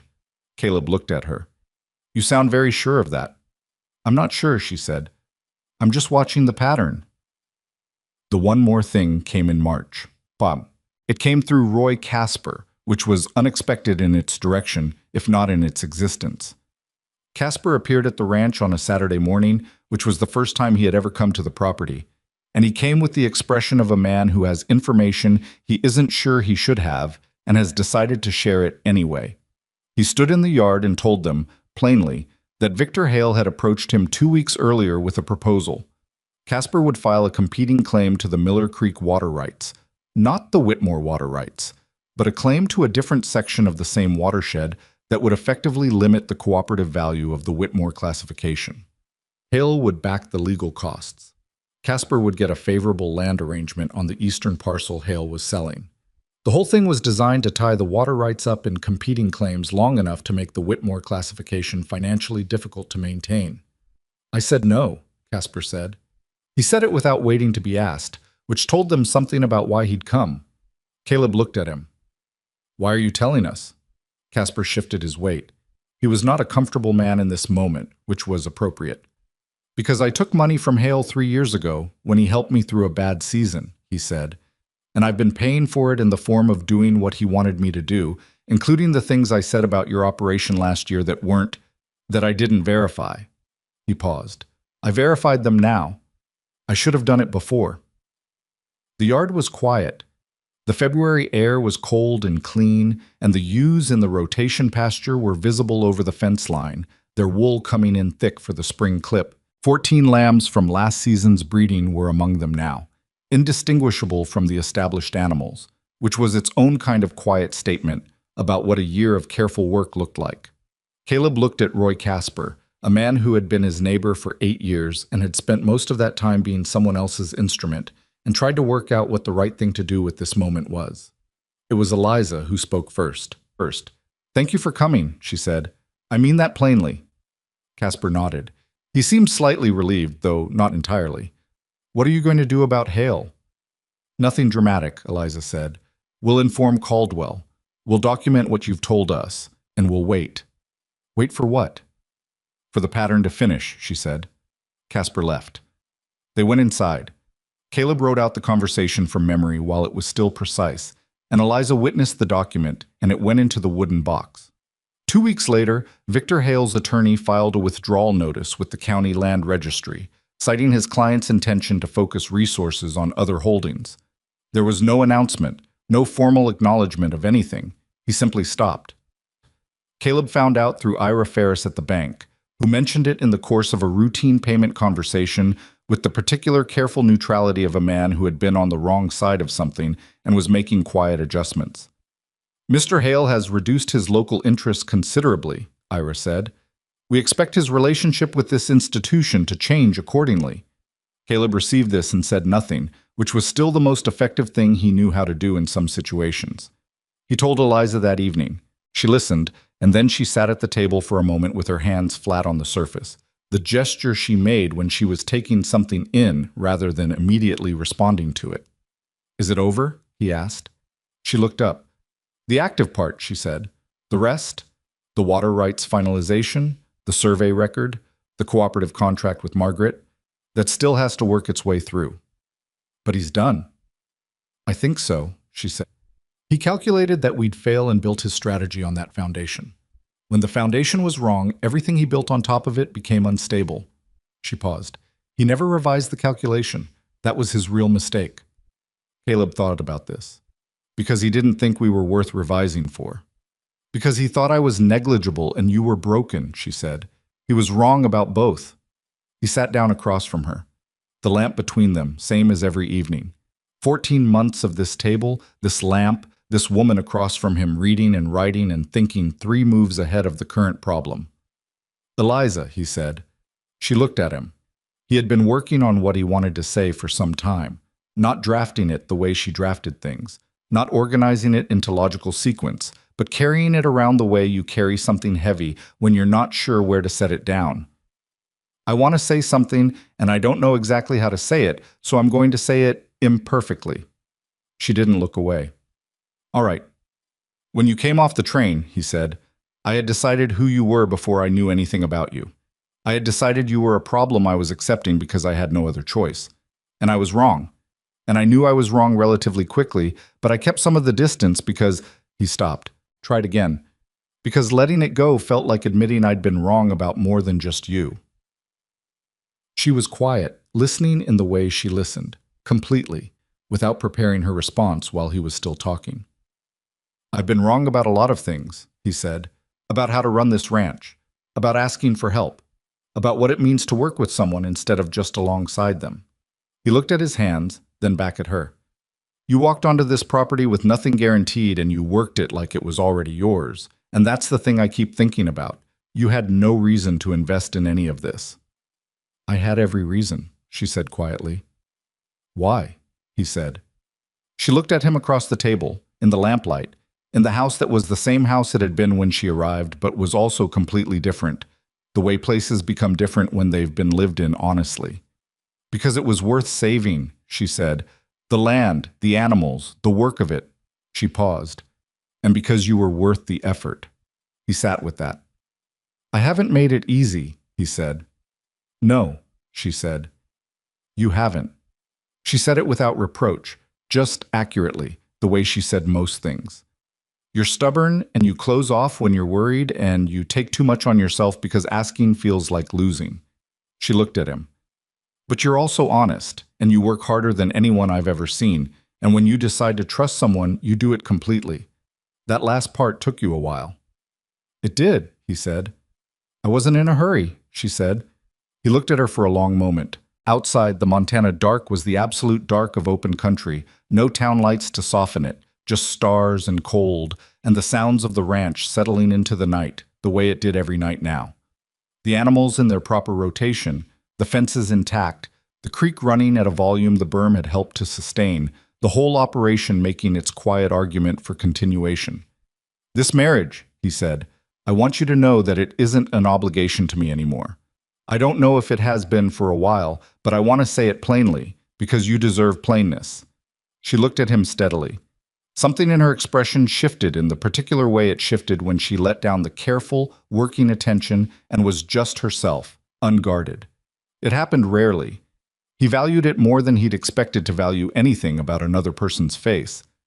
"It hasn't been an obligation to me for a long time either," she said. Since somewhere around the Dillon trip, I think. The way station, he said. Yes, she said. Roughly. He nodded. He reached across the table, not dramatically, just across the distance between them, and she put her hand in his the same way she did everything. Without performance, without hesitation, as if it were simply the next right thing, which it was. Spring came the way it always comes to that part of Montana, gradually, then with conviction.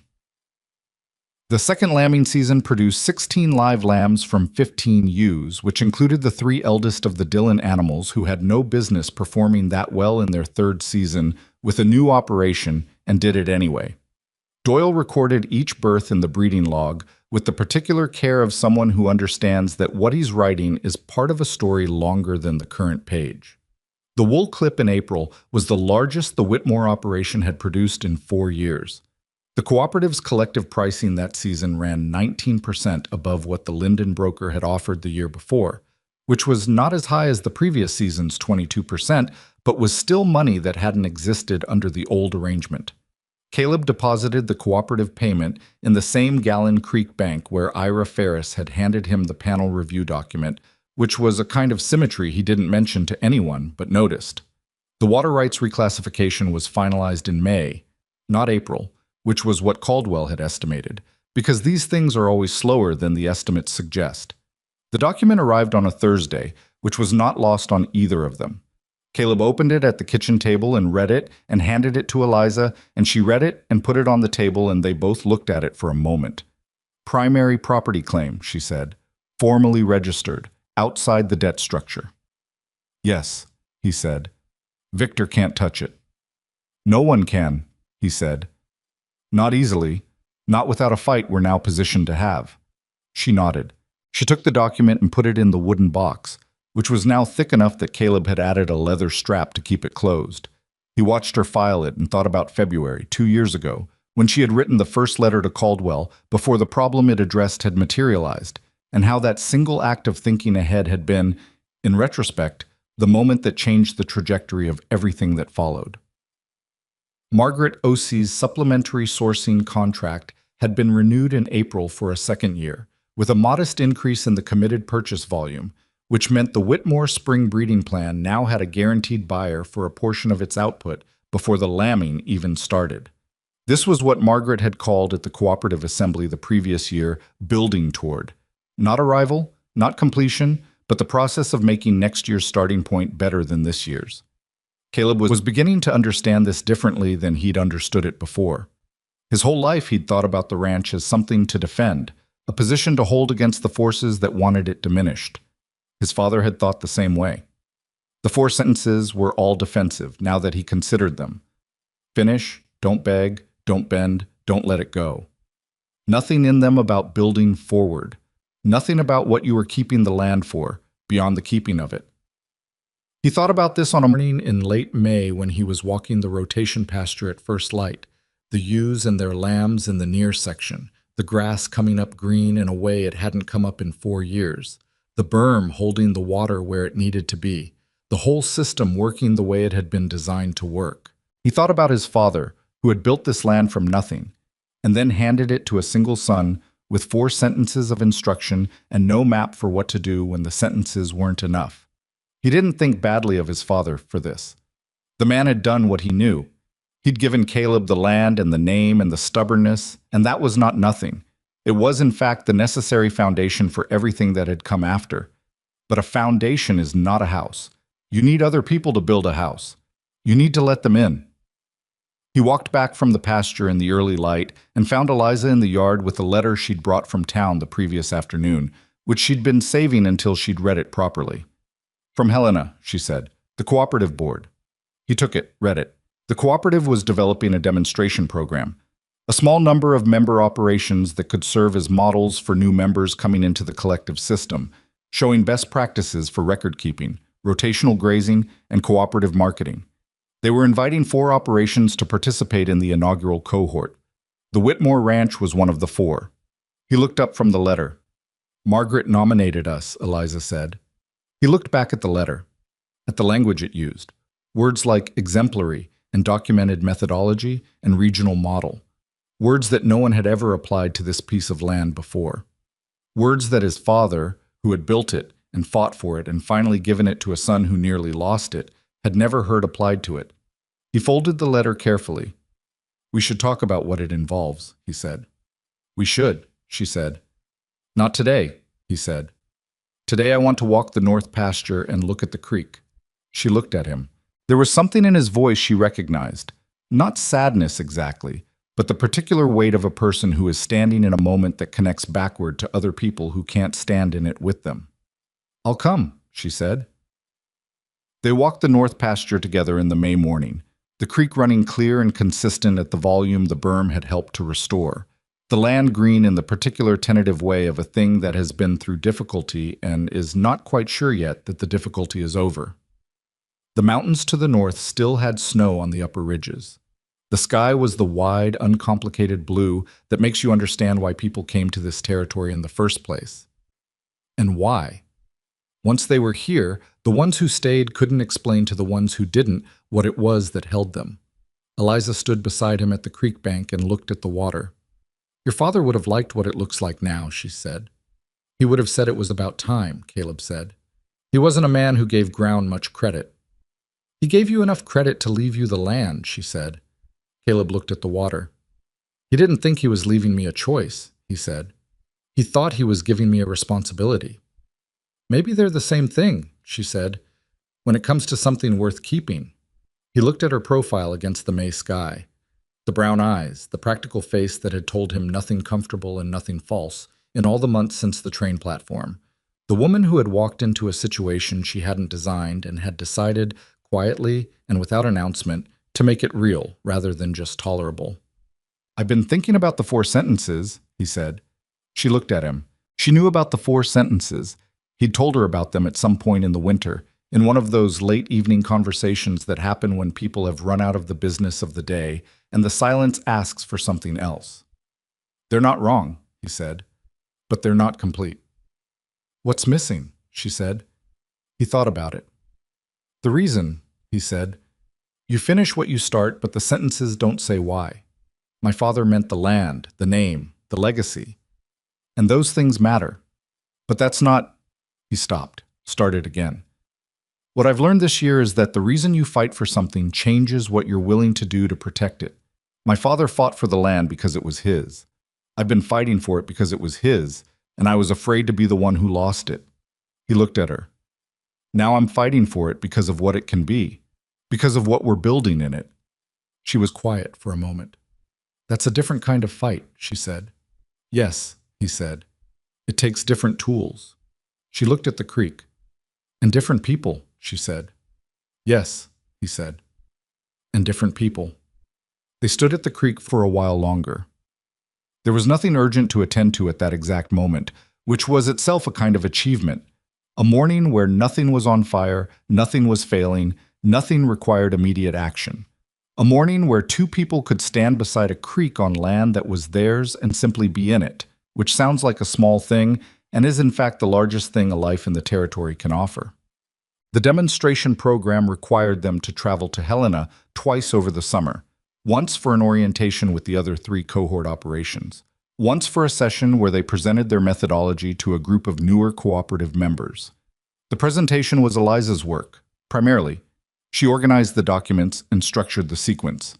But Caleb spoke for half of it, and when he spoke about the rotation system and the water management changes and the breeding record methodology, he spoke from the interior of the experience rather than the exterior of a report, which was something that documentation alone can never fully convey. One of the newer members, a young man named Seth Grover, who had just inherited a small sheep operation from his uncle and looked approximately as lost as anyone in his first year of trying to run something difficult, came up to them after the session and asked a series of questions that were earnest and specific and revealed that he had been paying close attention. Caleb answered them straight. Eliza added context where it was useful. When Seth left, Eliza watched him go with an expression Caleb recognized. The particular attention she paid to people who were working hard at something difficult with insufficient resources. "He reminds you of something," Caleb said. She looked at him. "November," she said simply. He understood. "Do you want to write to him?" he said, after he's had a few months to find his footing? She looked at him for a moment. Then, yes, she said. I think that would be worth doing. He nodded. She wrote the letter in September after Seth's second month and included the rotation schedule template and the breeding record format that Doyle had refined over 2 seasons. Seth wrote back 3 weeks later with 6 questions, all of them good. Eliza answered them at the kitchen table one evening while Caleb worked on the accounts beside her, and the two of them sat in the familiar quiet of that arrangement and did the work that needed doing, which was what they had always done. Victor Hale left the territory in October of that year. Not dramatically. There was no announcement, no public acknowledgement. He sold the Southern acquisition to Frank Dodd at a price that was below what Frank had expected to pay, which told its own story about the state of things. The Hale Land and Livestock sign came down from the building on Gallon Creek's Main Street sometime in late October, and for a few weeks the empty space where it had been was visible in a way that vacant spaces always are, and then people stopped noticing it the way people stop noticing anything that is consistently absent. Caleb heard about the departure from Doyle, who'd heard it at the feed store. He told Eliza that evening. She didn't say anything for a moment. Then, he picked his targets based on vulnerability, she said. When the vulnerability wasn't there anymore, he had nothing to work with. He picked wrong, Caleb said. He picked what he calculated was weak, she said. He was right about the ranch being in trouble. He was wrong about what trouble does to some people. Caleb thought about this. What trouble does to some people. He had known ranchers who broke under the weight of hard years. Not weak men, not stupid men, but men who had no one to think alongside them, no one to hold the other end of the problem when it got too heavy for one person's hands. He had been close to breaking himself. He knew what that edge felt like. It does different things to different people, he said. Yes, she said. To some people it clarifies. He looked at her. Was that you, the whole time? It was clarifying something? She considered this honestly, the way she considered everything. When I came here, she said, I was in a situation that I hadn't chosen and hadn't planned, and that required me to decide, fairly quickly, whether I was going to treat it as a defeat or as a set of conditions to work with. She paused. I've always been better at the second thing. Why? Because defeat doesn't produce anything, she said. Conditions at least give you something to push against. He thought about this for a long time after she'd said it. He thought about it in the days that followed, working the ranch in the late Montana autumn, the second full cycle of the rotation pastures visibly healthier than the first had been, the flock in the best condition it had been since his father's time, the wooden box on the shelf full of documents that told the story of a year of pushing against conditions that had intended to bury them. He thought about what it meant to be the kind of person who looks at a set of conditions and starts building rather than counting losses. He thought about how that kind of person doesn't arrive with a sign around their neck announcing themselves. They arrive on a Thursday train with 2 bags and a case they handle with particular care, and they ask to see the livestock before they've seen their room, and they get up before dawn and make coffee and sit at the table with a notebook, working. He thought about how he'd almost not seen it, how close he'd come to closing off so completely that the person across the table would have remained across the table, present, capable, doing her share of the work, and nothing more. How much he would have missed. The first snowfall of their second winter together came on a Friday night, light and clean, covering the yard in the particular silence that snow makes out of what had been ordinary sound. Caleb saw it when he went to check the animals at first light. The world remade in white, the pasture fences traced in it, the creek's voice muffled by the cold but still running, still carrying water to where it needed to go. He came back inside and found Eliza at the table with the notebook, which was the second volume now, the first having been filled over the course of the year. She looked up when he came in. Snow, he said. How much? Enough to be pretty, not enough to be trouble. She looked out the window. He watched her look at it. The first snow of their second winter, the yard that had once been thin and failing and was now something else, some harder thing, something that had been tested and had not dissolved. We need to add the winter feeding protocol to the demonstration materials, she said. Margaret mentioned the other cohort operations don't have a consistent approach. We can do that this week, he said. She wrote something in the notebook. He got the coffee going.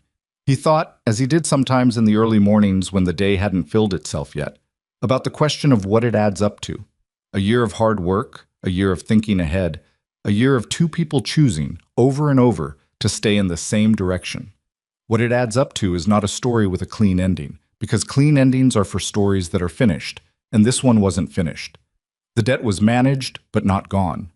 The water rights were secured, but required annual maintenance. The flock was healthy, but farming is at the mercy of weather and disease and the thousand small failures that no amount of preparation can entirely prevent. Victor Hale was gone, but the structures he had used, the bank relationships, the legal pressures, the social maneuvering, those structures existed regardless of who used them and would be used again by someone, somewhere, at some point. What it adds up to is not a victory. It's a position. A better position than the one they started from, built of specific and unglamorous and sustained work.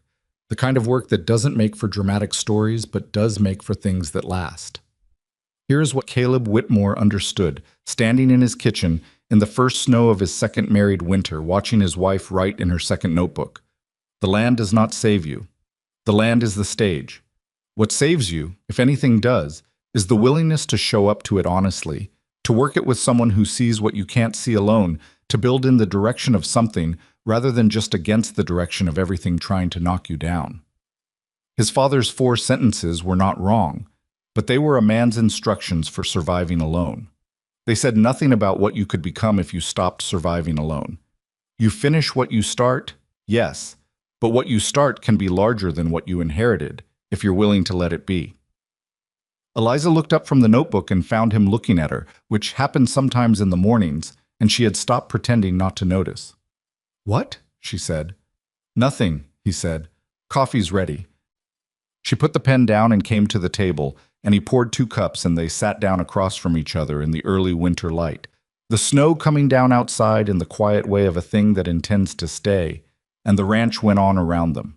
The animals in their rotation, the creek under its new management, the records in their boxes, the lambing season still months away and already being planned for, all of it turning forward into the next year, the way things turn when they have been given the conditions to keep going. Outside, the Montana winter made its position clear. Inside, 2 people drank their coffee and planned for spring. That was enough. It had always been enough for the people who understood that enough, honestly built, honestly held, is not a small thing. It is in fact everything.